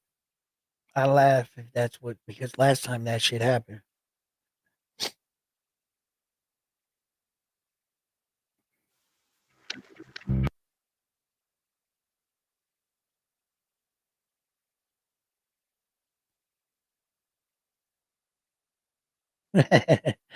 You guys are okay, sir. Look, can you give me a prediction of Naoya versus Inoue? Thanks, Mark. Naoya versus Inoue? Sure. Versus Sam Goodman? Okay. Naoya Inoue, Japanese fighter, currently the undisputed champion at 122 pounds, 28 fights, 25 big ways by knockout. He's considered by many to be, if not the best fighter we currently have in this era of boxing today. Yeah, he has a style of fighting that really appeals to fighting fans. He's a true knockout artist and a boxing technician. He truly can do it all, from footwork to power punching to technical punching to brawling. I believe he truly can do it all. His opponent coming into this fight is Sam Goodman. He's an Australian fighter. He's an undefeated fighter. He has 19 fights, I believe it is. And Sam Goodman, for the most part, has won the fights he needed to win to be awarded the opportunity that he is being presented with in this fight right now. When you talk about big fights and what's at stake on some of these fights, there's a lot of money at stake. But in the sport of boxing, what we compete for are these belts right here, and there's nothing a higher honor than having all four belts and only being one king in your weight division. You pretty much say that there's only one belt in the division. Every single time Naoya Inoue takes a step into the boxing ring, he puts all four belts. And when you get that kind of phone call, it's not every day someone offers you four belts. Not everyone is eager to go out and get all these belts where they got them, whether they got them individually or three at a time or two by two. They're not so quick to give you one night and one shot at all his hard work. It took me a lifetime to get in there, unifying all these belts, and on one night, you get a chance of everything. I basically signed your ticket into the Hall of Fame. When you get a phone call like that, I'm pretty sure it's going to bring the best fighter out of anyone. It's going to make you get up a little bit earlier and jog that extra mile, train those extra hours, because this is no ordinary fight. This is the biggest fight at the highest honor on the biggest stage in the world, professional boxing. There is no man currently right now that has all four belts. Andy, Demetrius Bivol just lost his belt. So Arthur has all four. He has five, actually. He's the only man that has five because he has the IBO, although not a world title. Calm down. It's still making its way. It's cool to have, okay? So, how do I see the fight playing out? I see Sam Goodman coming in this fight well trained, well prepared. I see Sam Goodman coming in this fight confident. And I see Sam Goodman coming in this fight being an undefeated fighter and not knowing what it's like to lose. I said all that, and I don't think any of that is going to help him. He's going to outrightly get destroyed. Naoya Inoue is going to take this dude, Sam Goodman, and all his hard work for all his efforts, and he is going to bury this dude. Naoya Inoue is truly above steps and levels above all these guys in the division. He is truly something else. The one thing that makes it so much worse for Sam Goodman is that he's actually good.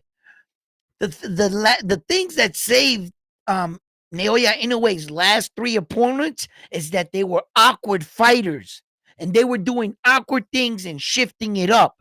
It took a little while for him to get a beat on Luis Pantera Nari, Marlon Tapales, fighters like that were doing awkward movements and stuff that they're traditionally not set. But when you fight Naoya Inoue in your traditional boxing manner like this, it's going to be worse for you. Ask any fighter that made one slight movement wrong and ended up on the mat.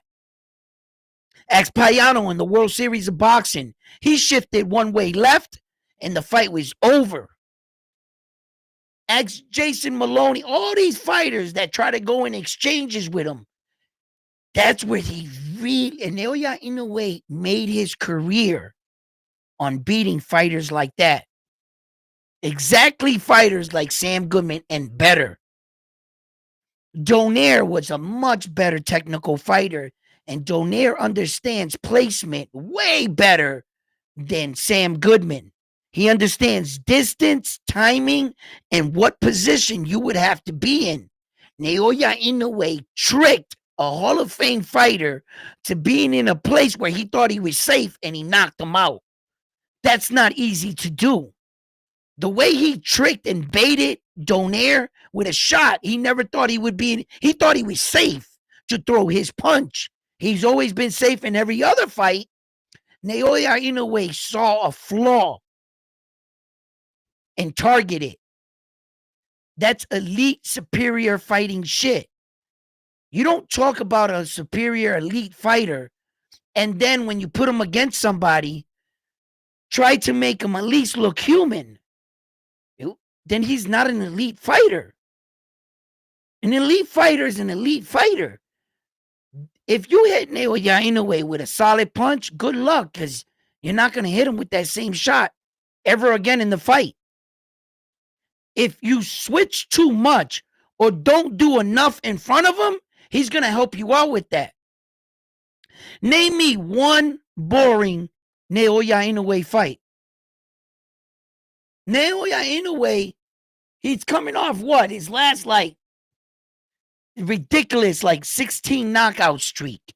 But Donito Donaire won. It's in there. And in fact, he knocked him out. We already talked about this.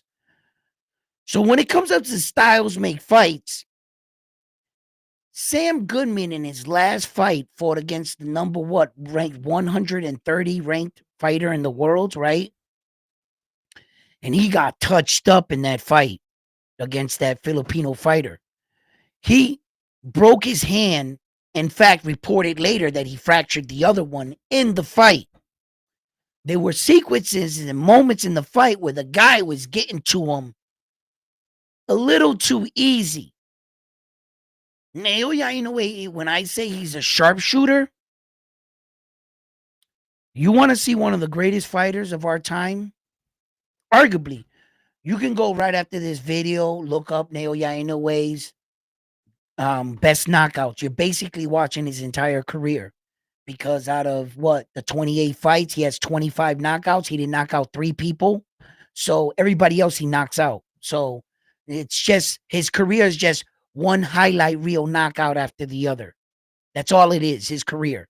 That's basically what it is. It's just a roll of bodies. He's just leaving his wake, right? So you're not going to be bored, is what I'm telling you. By looking him up and thinking, oh, I only got these versions. Don't worry, it's probably another knockout. Give it a few seconds, you'll be entertained. I guarantee it.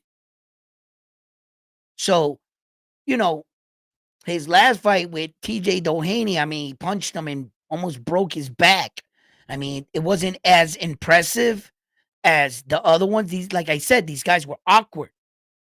Go watch them fight boxers, brawlers, boxing technicians, lefties. Go see how he did against those guys. Undefeated champions like Emmanuel Rodriguez, McDonald. Watch him fight when he fights people like that. And the way he dismantles all of his opponents. Naoya Inoue's style, Sam Goodman's style is tailor-made for Naoya Inoue to knock him out within 4 rounds. He gets knocked out within 4. Sam Goodman. He goes down within 4. Yes. I think Naoya Inoue is going to be on his game. He's coming off a fight where Luis Pantera Nari was the first man to knock him down, and then he fights, TJ Doheny there, and then now he's coming into this fight. So I know that knockdown, he hasn't forgotten about it. What makes the people forget about the time you got knocked down? Knock him out brutally. Give them something to talk about. Try to get a knockout of the year candidate. Rather than getting one of those, ooh, get one of those moments. You know, one of those moments that you're like, you can't believe what you just saw. That'll get him to stop talking about that shit. That's why I know Naoya Inoue, he might not say it. He might not like act it. When you see him, he's a soft-spoken individual.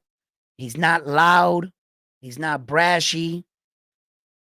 But make no mistake, there's a samurai warrior that lives inside of him that all day, every day wants all the smoke. There's like this ninja inside of him that is in like outside his persona. He's not saying it, but inside I can see a crazy Naoya in a way inside of his head going, "I wish you would. I, you, you right there. I wish you would run up on me. Say you want this fight. Say you want it right now. This fight right here. This fight right here. Yo." And he's just like this, calm on the podium. But inside of him, his head, that's what I think I see. That's how I see him. Because you can't have that killer instinct and be that brutal of a fighter if there isn't some kind of fucking chaos fighting inside of your head. There's no way you can pull that off. In Naoya Inoue's head, there's got to be some form of a warrior, a shit talker, a boy, like the way he really would want to be. But his culture and, you know, he understands that he represents his family. He never wants to embarrass his father or his mother. They take that real serious out there. You know, family name and honor type shit. You know what I'm saying?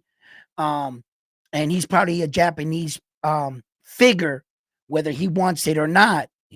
People view him as a as a hero, you know, and he has to carry himself in a certain manner. Okay. So that's why I think he's more like that. But I think there's a little crazy guy inside of him all day, every day. That little Japanese dude wants smoke. You know what I'm saying? He like, yo, who you looking at? How you want it, right? Yo, listen, when Stephen Kubo Fulton disrespected him and they were like face to face, and Naoya was looking at him and he was going like this, he was like, all right. Hey, yo, and the aggressive nature that he fought Stephen Kubo Fulton after this video, go ahead and watch that fight. Like the first 3 rounds, Naoya Inoue was trying to bully Stephen Kubo Fulton in the regards that he thought he was going to try to bully him. So he was going to try to, you know, do his own tactic onto him, you know, and he was so mad of being called the cheater behind the rap scandal with Stephen Kubo Fulton and his team. They went in the locker room, rapped him the way he wanted him, and he knocked him out that way. So it wasn't his raps, okay? But he felt disrespected. And you could see it in his mannerisms that Naoya Inoue was, you know, trying to show that, bro, I'm not scared of you, bro. I'm gonna beat the brakes off. Wait right there. I'll be right with you. Yo, so I know he's this little Chinese, I mean, oh my God, sorry, Japanese samurai, crazy little dude inside of his head that is a real warrior, you know. So I think that Sam Goodman is good. You know, if it would have been any other fighter, not well, there's a lot of other fighters in 122 that I think can beat Sam Goodman. He just hasn't fought him yet. I think MJ would, if not beat Sam Goodman, it would be a good fight. I think MJ might. I think Amadalia might outfight him at the end. I think it'll be a competitive fight between the two of them, but I think my Alia might out. He might nudge it out the way with Sam Goodman, you know. And there's a possible version of that once he takes over the fight, he never looks back. There, Marlon Tapales is pretty tough. I think MJ is pretty tough, but also Marlon Tapales can be another person that I can think that would probably beat Sam Goodman. There are other better fighters in the division. He just hasn't fought. Luis Pantera Nari. Luis Pantera Nari's a tough dude, bro. He be knocking these dudes out. He ain't no slouch. Not at all. So there's some guys that I think that can beat Sam Goodman in that division. I just think that Sam Goodman deserves his shot. Why? Because Naoya Inoue beat up everybody else already. He kicked open the front door and he went after the top guys first. It's not like he went this way. So now he's going to the low end of the fights rather than coming in the weight division and fighting these guys first, then going after the champion and making the fights more exciting and bigger. Instead, this guy walks in and he's the toughest dude in 122. Who is it? You, outside. Let's go. They say, you're the best. I want you first. That's what he did. He took Stephen Kubo Fulton and walked off into the sunset with his 2 belts, then beat on Marlon Tapales and took those 2, and he's never looked back. Sam Goodman deserves this shot because Naoya Inoue beat everybody else, but unfortunately, Sam Goodman, he's not on Naoya Inoue's level. He's going to be outgunned, outmatched.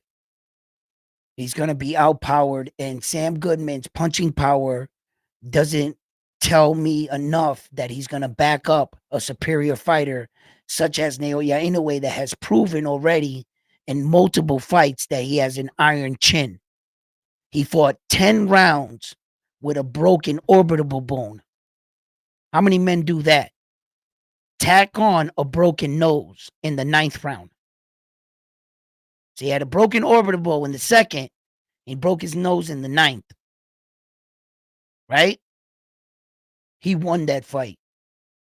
He gets knocked down for the first time in his career by one of the hardest punchers in that weight division that I believe if Luis Pantera Nari hits any man in that weight division with that shot he hit that Japanese dude with, he knocks him out. That dude got up off the ground. Not only did he get off the ground, right? Luis Pantera Nari legitimately didn't win another second in that fight until he met his demise at the end. From coming off scoring a knockdown on your opponent, he legitimately did not win another second in the entire fight. I want you to think about that. And then he got dropped 3 times in the fight. That was it. And Luis Pantera had one moment in the first round.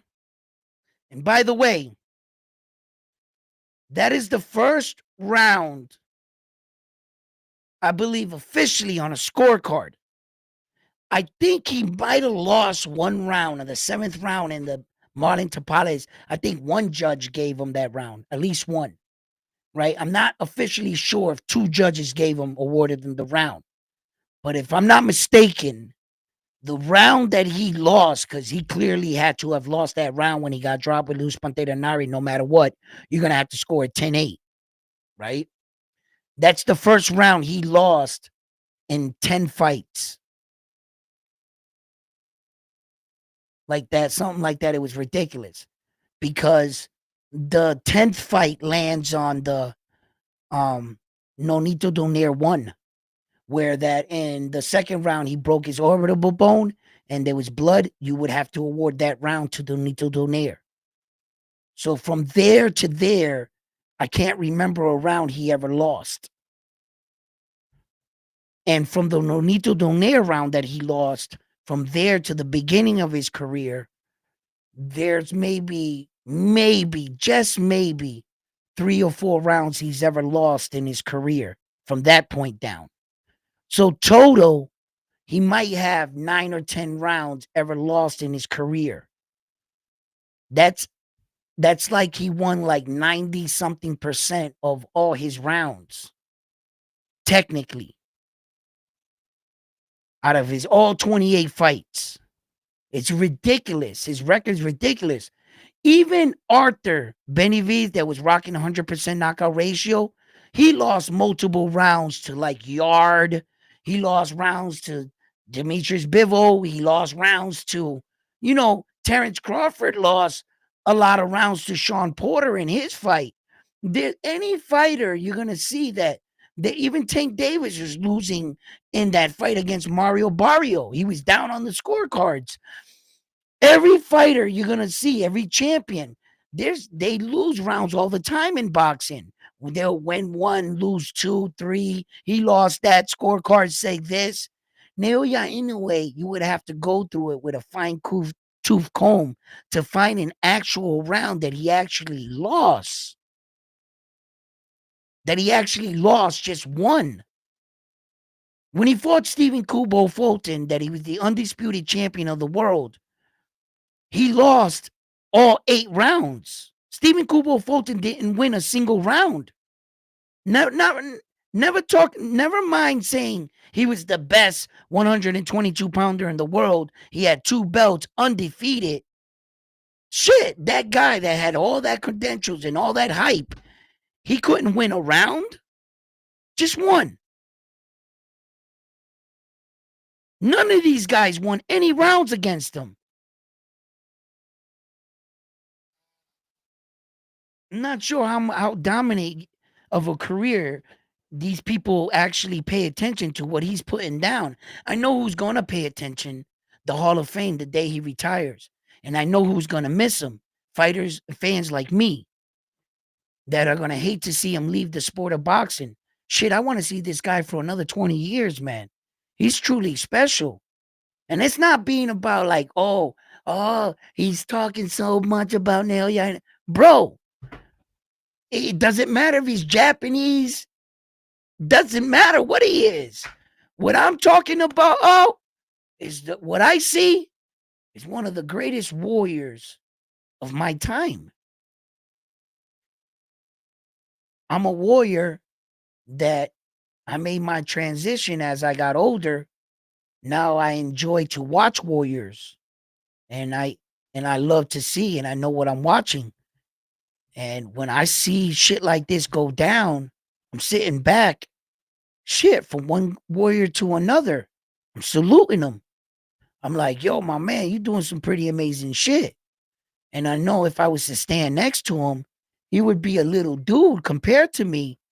But it's not about my size. It's not about me ever wanting to fight him. It's not about egos. It's not about any of that shit. It's about, man, you're a real warrior, man.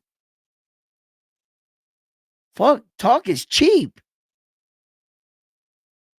You're in there fighting fighters from around all the world. And when the smoke all cleared, you were the guy left standing? Why? How? And then you go watch. You're like, oh shit, I see why. Yo, that little Japanese dude might get you fucked up, bro. Real talk, right? Him in his little shirts and stuff, out with a group of guys. He nudges you. Stepped on the Air Force Ones. He didn't mean it, but when keeping it real goes wrong, bro. Yo, listen, I ain't letting this go. Let it go, bro. Nah, he stepped on my sneakers. Hold on. Let me ask him. That's probably the last. You wouldn't even know it, right? That would be like the most dangerous moment of your life. You're like, play. right? Right? You know? Hey, he gonna tear that ass up. Man, listen, he'd fool you. He'd fool you. If you was to meet him, he'd fool you. Some guys you can see how the toughness in them, right? And a guy like that, you really can't. With his little tints in his hair and shit. Talk about give me your J's. What you say, little guy? Yo, listen. Talk about run your J's. Yo, you catch up to me 45 minutes later with two black eyes talking with my socks and shit. Yo, I think he went that way. ah, yo, he'd surprise you. But he's a great fighter. He's a great fighter. He's an amazing fighter. Sam Goodman has his work cut out for him. But I want to reiterate this. Sam Goodman is a professional fighter. Am I right? Professional says at the end of his name, right? Of his job title. Anything can happen. Did any of you guys think that Luis Monteranari was going to be the first man to drop Naoya Inoue? I'll wait. No. What's that prove? Anything can happen at any time in a fight. That's what that says. You know? So, I love the Naoya Inoue fight. I'm glad that I'm getting it, watching him against Sam Goodman. I think Sam Goodman is a great opponent. I think he deserves his shot. I welcome the fight. I don't see anything wrong with it. In a competitive nature, he's next man in line. He's the worthy guy. He earned his shot. Let's see what he gets. A lot of these guys talk about that there was other people that Naoya Inoue could have fought. But those other people didn't jump in the ring and ask for the fight, did they? Who jumped in the ring and asked for the fight and grabbed the microphone in Japan and said, Naoya Inoue, I want to fight? And who answered the call? Naoya Inoue. Had any of those other guys wanted to fight, they should have been in Japan on that night and did what Sam Goodman did. Sam Goodman was there, booked himself a flight, sat in the fight, watched it, jumped in the ring and said, I want to fight you next. He said, yeah. So for all the people that say, hey, he's ducking my guy, he should fight this guy. Well, why didn't your guy jump in the ring? I think you have more confidence for your guy than your guy has for himself. Because if he wanted this fight against Naoya Inoue, he should have booked himself a flight, got to the fight, and hopped in the ring and grabbed the mic. How you going to be over here on a phone talking about you're ducking me when Sam Goodman is taking effort? He's making appearances, getting in his face. Yo, fight me. He's a warrior, bro. You think you're going to come to my homeland in my ring on the night that I'm having my moment with my belts? And you're going to come in here and interrupt me and challenge me for a fight? You're on. I'm going to bust your ass. And now everybody else is saying, no, he should have fought me. Well, you should have got your punk ass up and went out to Japan and got in the ring and challenged him. He's the one asking for the smoke. Wasn't you until after he got it. And then I know he pulled out the fight, enters TJ Doheny, but that's just been going on since back then, bro. Everybody knew he jumped in the ring. You didn't have no problem watching Marlon Tapales do exactly that. After Marlon Tapales watched Naoya Inoue beat Stephen Kubo Fulton, Marlon Tapales got in the ring, challenged Naoya Inoue. Sam Goodman took a page out of Marlon Tapales' book, jumped in the ring, did the same thing. Naoya Inoue obliged. Now all of a sudden, Naoya Inoue's the duck.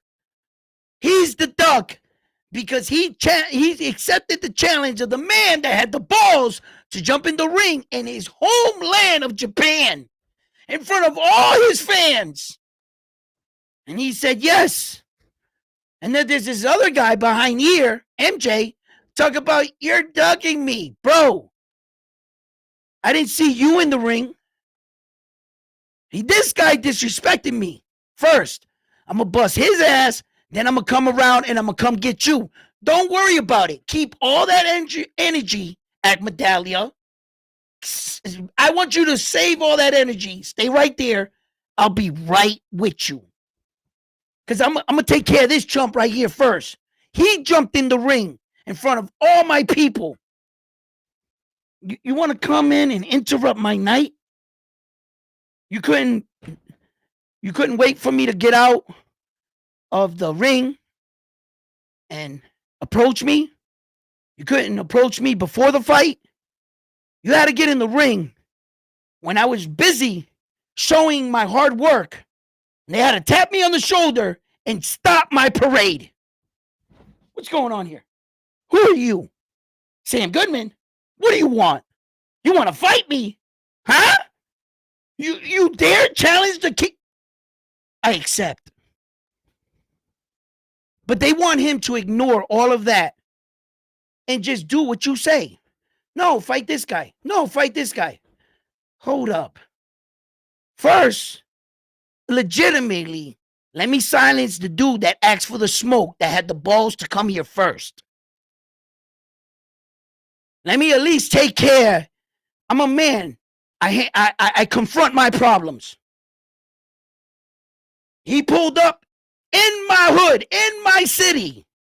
Oh, you got to get it. Oh, no. You got to get it. And you're going to get it first. I think there's going to be a line, there's going to be order, and they can all get it. I don't think none of these guys is going to beat him. That's why I consider him an elite fighter. He's just not a regular fighter. He's not. I think he's one of the best. I think it's going to take a special guy, or it's going to take a punch he doesn't see. Whichever comes first, I guess. You know what I'm saying? But, yeah.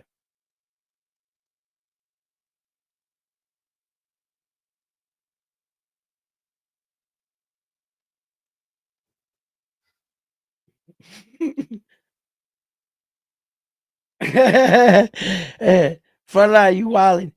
Yo, but guys, yeah, man.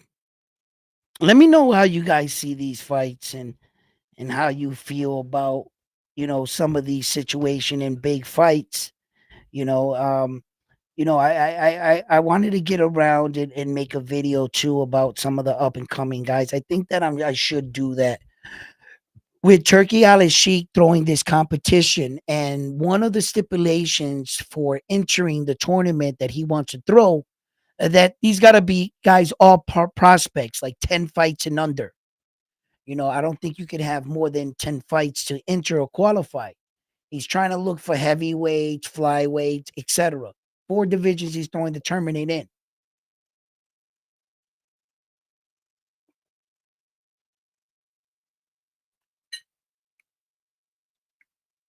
But nah, not really. Hmm.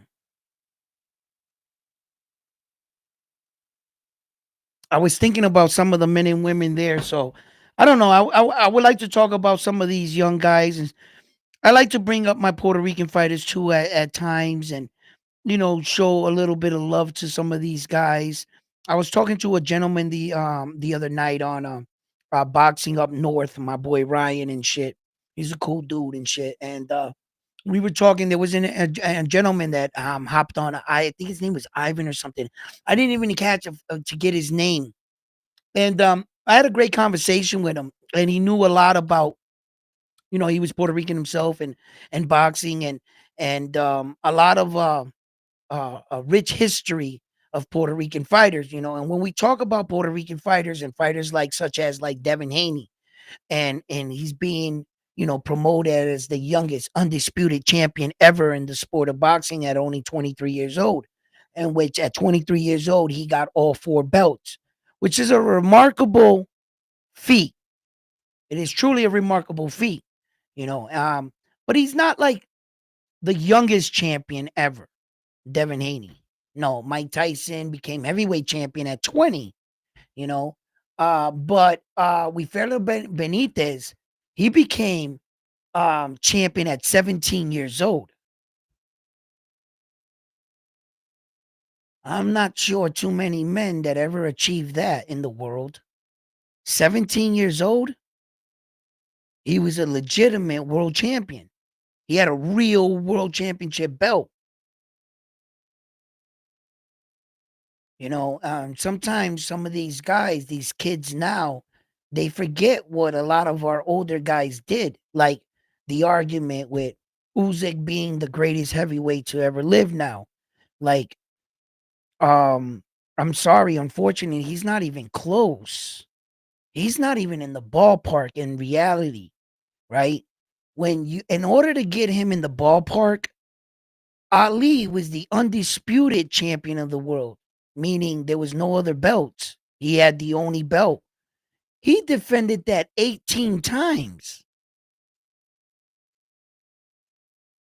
Usyk's not even close to that. How could we consider him by fighting 2 or 3 guys?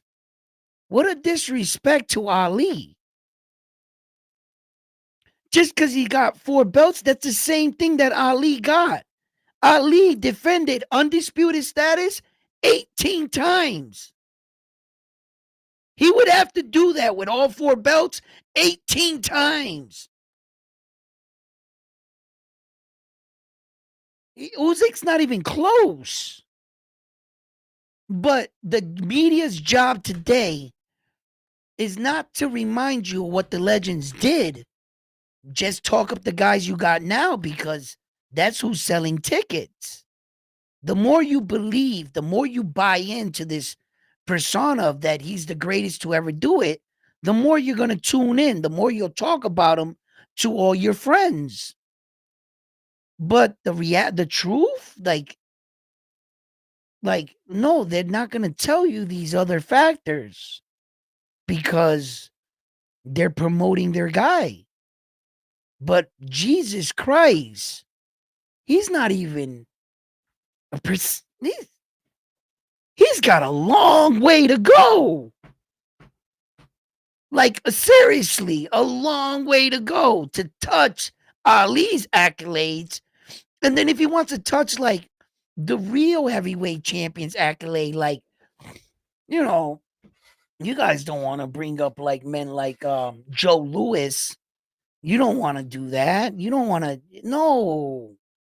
You don't want to put Sugar Ray Robinson's record, like, you know, like, you would be going down in weight and shit, but Joe Walcott, freaking, I mean, Ali knocked out the Mike Tyson of his era, which is Sonny Liston, at like, what was he, 22 years old? He was like 22, 19 years old, like knocking out these killers one after another. Ali's impressive heavyweight run is that undisputed run. That's ridiculous. Usyk is nowhere near him, man. And he's never fought the kind of caliber of guys Ali fought for his division. Ali fought one killer after killer: Ken Norton, George Foreman, Joe Frazier, you name it. Sonny Liston, Larry Holmes. Just those names alone would rock Usyk's boxing record. There isn't one guy on Usyk's record but your claim to fame to Tyson Fury because he's so big. But that's all you're claiming him to be. When you actually put him in against a guy that can box, look what happened. His claim to fame is Deontay Wilder that has no skills and a massive right hand, but no boxing skills. Tyson Fury came up in a weak heavyweight division. The only people in that heavyweight division at the time were all Brits. Not to say that they're weak, but that's all there was. And they weren't that good. The fucking Dubois, the none of them goods were that good at the time. Dubois getting better. Yes, I gotta give him props. Yeah. But no. That would I would never argue that point with a fan. If there's a fan out there that really believes that Usyk was better than Ali, bro, then I don't even need to explain it to you. somehow, some way you came up to that conclusion, just go that way. Cause I'm not gonna try to change your mind. If you didn't do any homework at all and just you said what? He did wait a minute, huh?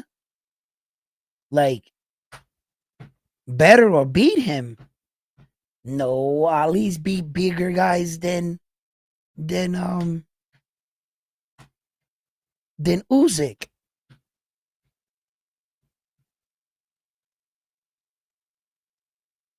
Taller. Ali was bigger. George Foreman was how big? How big? George Foreman would knock the fuck out of Usyk. That big puncher of a man. Give me prime ass George. Put him in against Usyk. Let's see what happens. He might knock Usyk the fuck out. Big ass George. George Foreman was a monster. I'll put Ken Norton Jr. against him. Shit, Sonny Liston in his prime.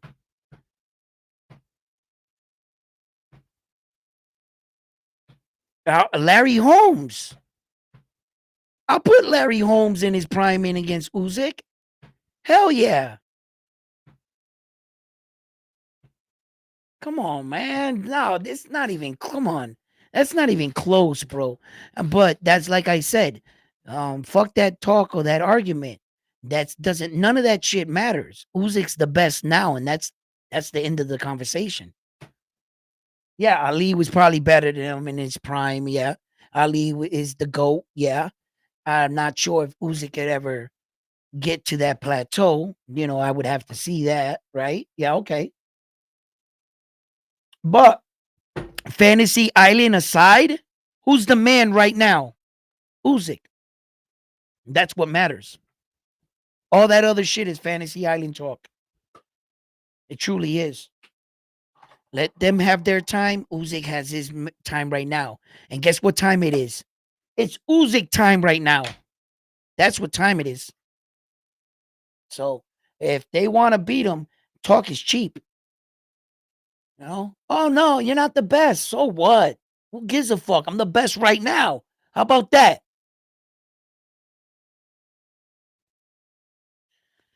If I wasn't the best right now, why do I got all the belts? So if you want to shut Usyk up, you ain't gonna shut him up in a debate whether it's Fantasy Island. You're not better than Ali. Who gives a fuck? I'm better right now. I'm him right now. So that's what counts, actually. You know, it's not about comparing these guys to who is who or Lennox Lewis is a better heavyweight than Usyk. Man, that doesn't matter. Lennox Lewis, you had your moment, you had your time. Ali had his. Usyk, you're going through yours and counting because he's actually an active fighter. So, yeah. I'm always sitting here rolling something up. If you guys are always wondering what am I doing, like right here, this is what it is. That is what it is.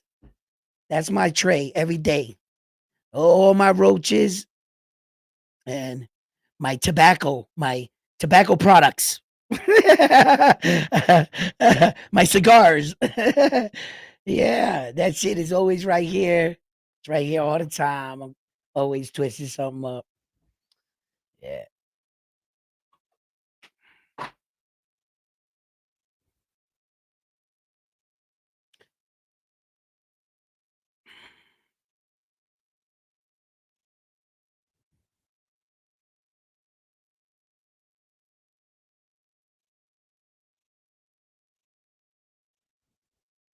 Let's see what you guys are talking about here.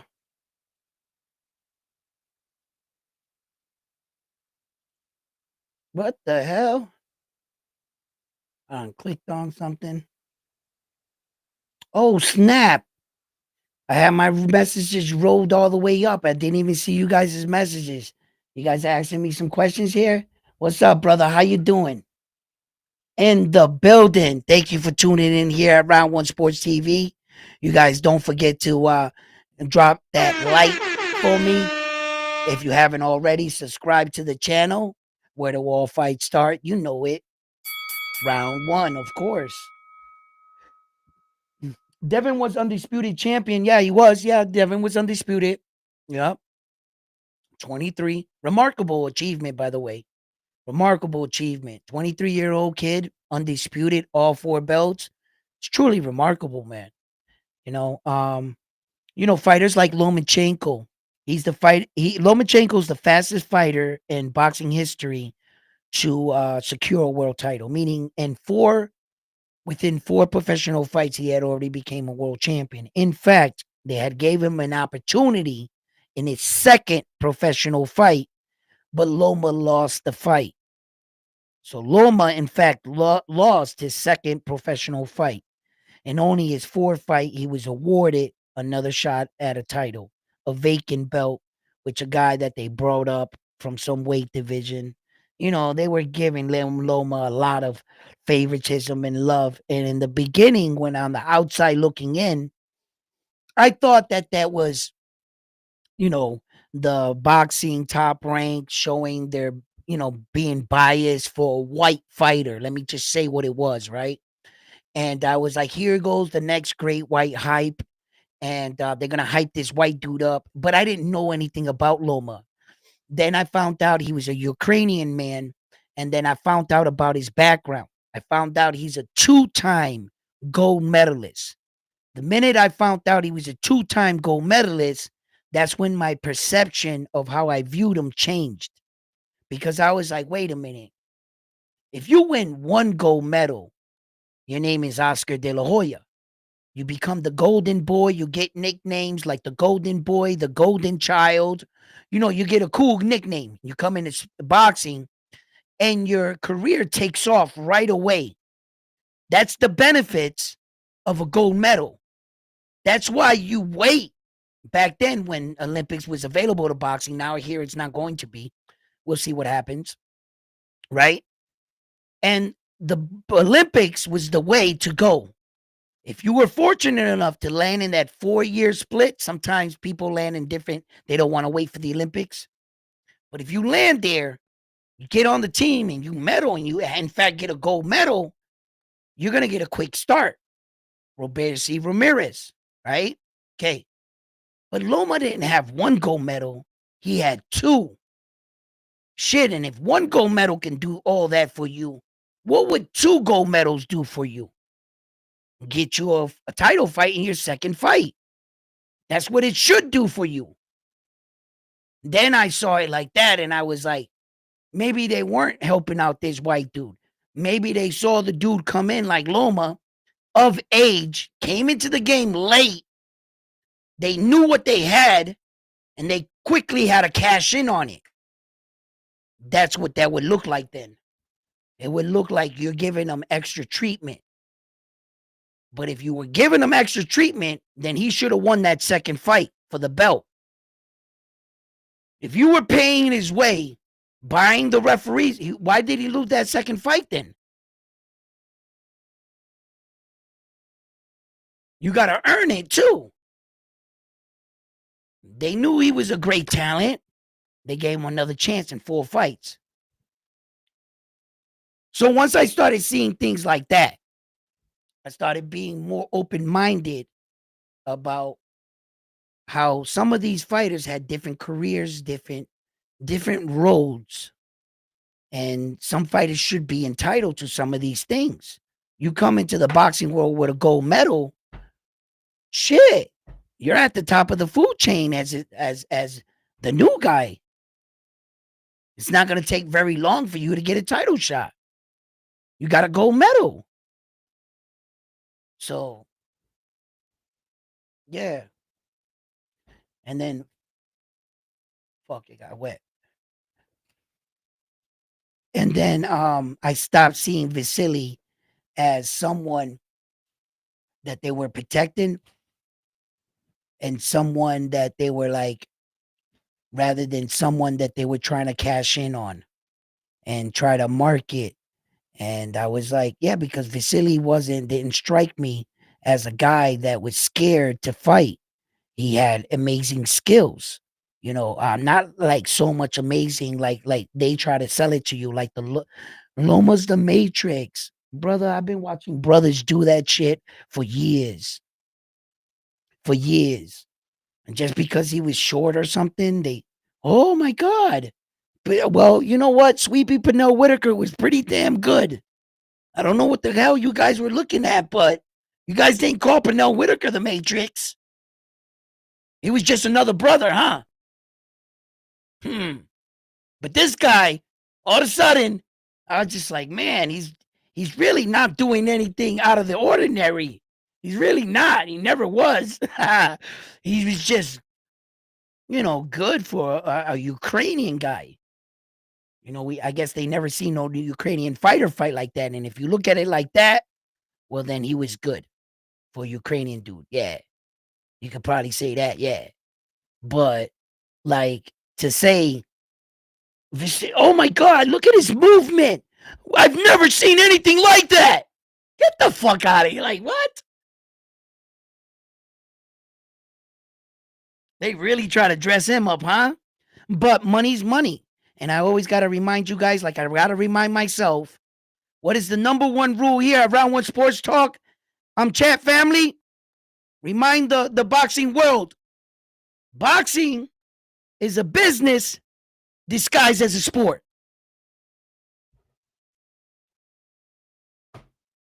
Boxing is a business disguised as a sport.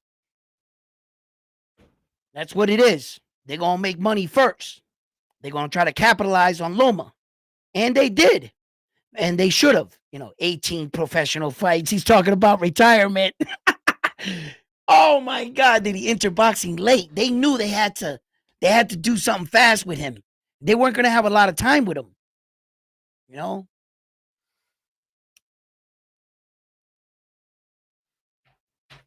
Yeah. He's a good fighter, though. He's an amazing fighter, Loma. I like him. He's good. He's good.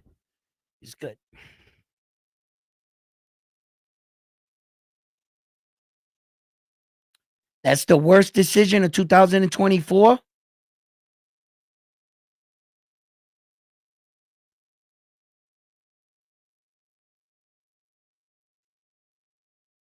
Taylor versus Serrano. I gotta disagree because that O'Shaughnessy Foster versus Conceição, Bam Bam, I believe is one of the worst decisions I've seen in 2024. Not where the guy legitimately, like the copy box, they had Conceição winning one round. Like, and then the scorecards they read off and they declared him the winner. That's got to be one of the biggest robberies I saw in 2000, that it was just so far that there was no one in agreement or even in the ballpark that said this fight was remotely close or even hinting on the fact that the fight could have been a draw. Conceição lost every freaking round, bro. That would be like Saul Canelo Alverez fighting against Edgar Berlanga. And at the end of the fight, they announced Edgar Berlanga the winner. That would have been the equivalence. What round did Edgar Berlanga win in that fight, bro? Maybe I'll give him one. It's the same thing. Now that Bam Bam, those were big. I think they were bigger than Amanda Serrano one. And Amanda Serrano screwed herself over, going against these big wigs, the belts and shit. She should have never did that. She probably would have won that fight. You guys know that, right? When you throw your WBC world title in the trash and you tell the WBC straight up, I'm not wearing your belt because you're not showing me that you support women boxing, because you won't let us box 3-minute rounds. When she put in a request to the WBC to help back her up, the WBC shot her down. So she took her belt and threw it in the trash, leading into that fight against Katie Taylor. The WBC on that night, their belt was in attendance. It was up to be won. You think the WBC was going to give Amanda Serrano a world stage for her to publicly drop their belt on the floor in the ring like she threatened to do and put on the rest of the other belts, but throw the most prestigious belt in all of boxing on the floor? You think that the most prestigious company in all of boxing said to themselves, if this fight is close, guess who we're going to give it to? We are not going to give Amanda Serrano our world stage to disrespect us. Amanda Serrano shot herself in the foot.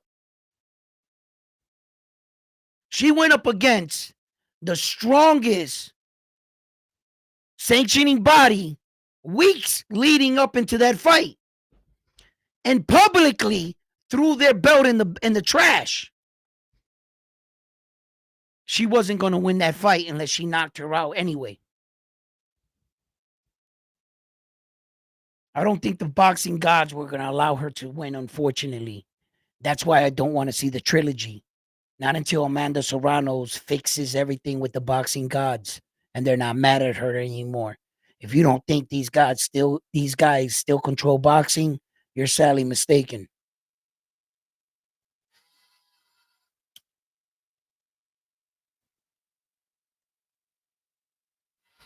I don't think they were going to allow her to do that. You know, these fighters think that they're bigger than the sport. They actually think when they win these belts that that's their belt. So, you know, it's cute. Like the WBC champion wins the belt. He's going to tell the WBC what to do now. The WBC has to remind these fighters, these belts were here before you and they'll be here after you. That belt you have in your hand, that's my belt. You're just using it as an employee that works for us. Although your paycheck is much higher, that boxing ring, that's our world stage. And all the blood that's in that square circle was provided by us. And as soon as you lose that belt or get old or retire, there'll be another champion to acquire that belt. And it will no longer be yours. But guess whose name will still be on that title? You're claiming it's yours. Our name. It doesn't say Miguel Lopez Sanchez Martinez on the belt, does it? No, it says WBC. But you fighters always think you're bigger than boxing.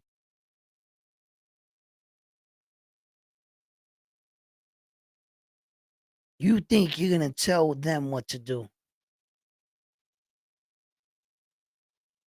This is not your world stage, and that has never been your belt. You only had the opportunity to compete for it. And the men and women that kept those lights on for you gives you the opportunity to compete. At the end of the day, out with the old, in with the new. There will be another world champion eventually. Any minute now, here he comes around the corner. These fighters want to take these belts, throw them away, challenge the organization, piss and moan, fight. And when the organizations push back and show their muscle, the fighter doesn't like it, does it? Oh, I got robbed. I did this. You guys did that. You did this. And what?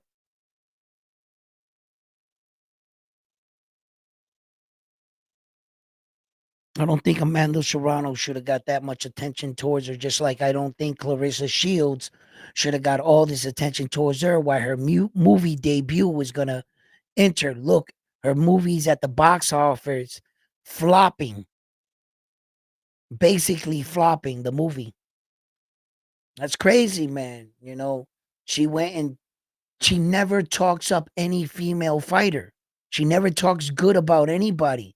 She never shows anybody support. Why should we show her support? Kind of, right?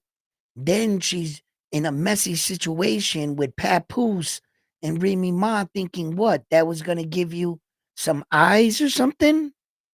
I mean, the movie hasn't gone international, like, it hasn't traveled out yet.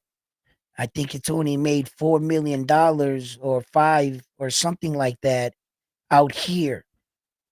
This week, and I think it goes out international around the world. Sometimes the movie, has a tendency of taking off out there. It all depends what the people want. You never know. It could also flop out there too. But sometimes some of our littlest movies out there go crazy. They go real hard out there. So let's see what happens with but that must be, heartbreaking for her. Clarissa Shields getting the report that your movie is not selling at all. You know, uh little 4 million. What was the budget to that movie? $20 million. I don't know what the budget was, but it might be around there. So you're thinking about making your profit back on 20. What do you give the studio theirs? The movie gets the movie cinemas get their cut. You would have to pull in more, at least more than that. Well, we're talking maybe 30 million or something, right? I'm not really too familiar how movie deals work, but if we were just thinking about how business, I do know and I understand business, and the business that I understand is typically you give a director a budget. Typically, a movie like that is gonna cost anywhere. It didn't really have special effects, anywhere between 30 and $20 million, anywhere between there. Maybe even lower than 20 if you get a good director and he's real cheap, right? Don't get a lot of higher actors.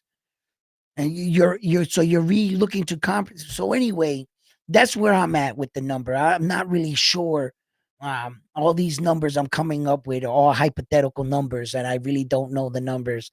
But I did hear the number that they came up with today, which they were saying it was little point something over 4 million. When you go look up box office movies, it'll tell you. It'll tell you what the movie so far generated. So I'm not sure if that when that was adding up, but that's not a good sign. No, for business, no, I know how business works and how on pay-per-view night, right? The day your fight drops, that's the highest night you should cash in. The next day, a few people around the world will end up buying it because they missed the fight, and less and less and less and less until there's no more people buying the fight a few days later. And you get your pay-per-view money and you get what we call a drip. And it'll be a few more checks coming down on the back end, and the checks will get smaller and smaller until no money comes, right? Okay.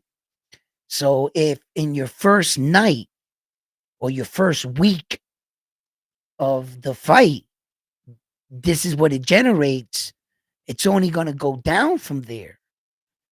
I've never seen a movie come out for an entire week and then the following week triple the sales of the first week.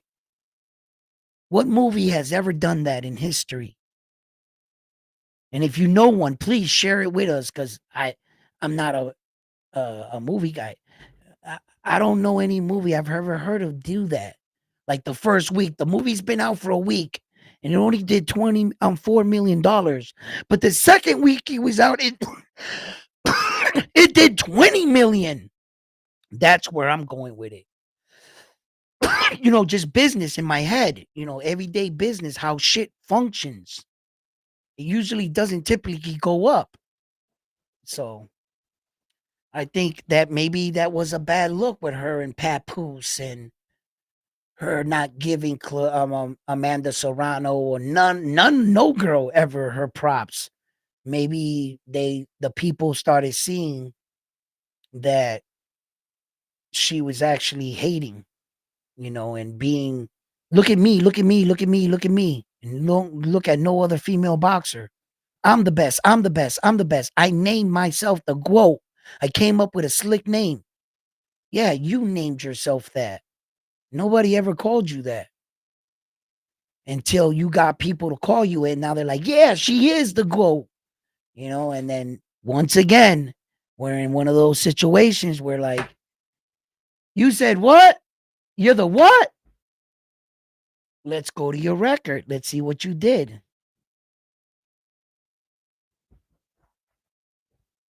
3 knockouts.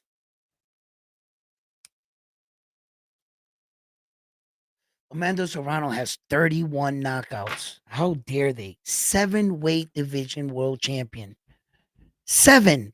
Can you repeat that? 7. 7 weight divisions. 31 knockouts.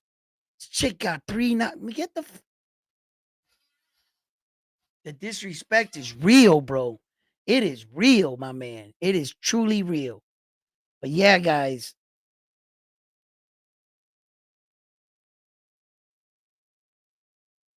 Yeah. Yeah, absolutely. But yeah, guys, listen, guys. I've been on long enough now.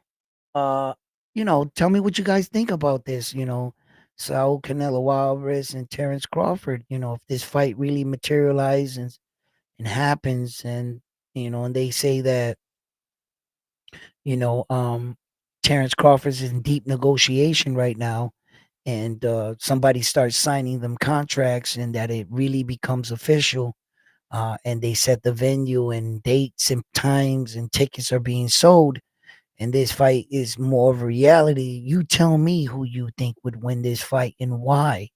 How do you see Terence Crawford, besides your opinion of that he's a skilled fighter? We all know that.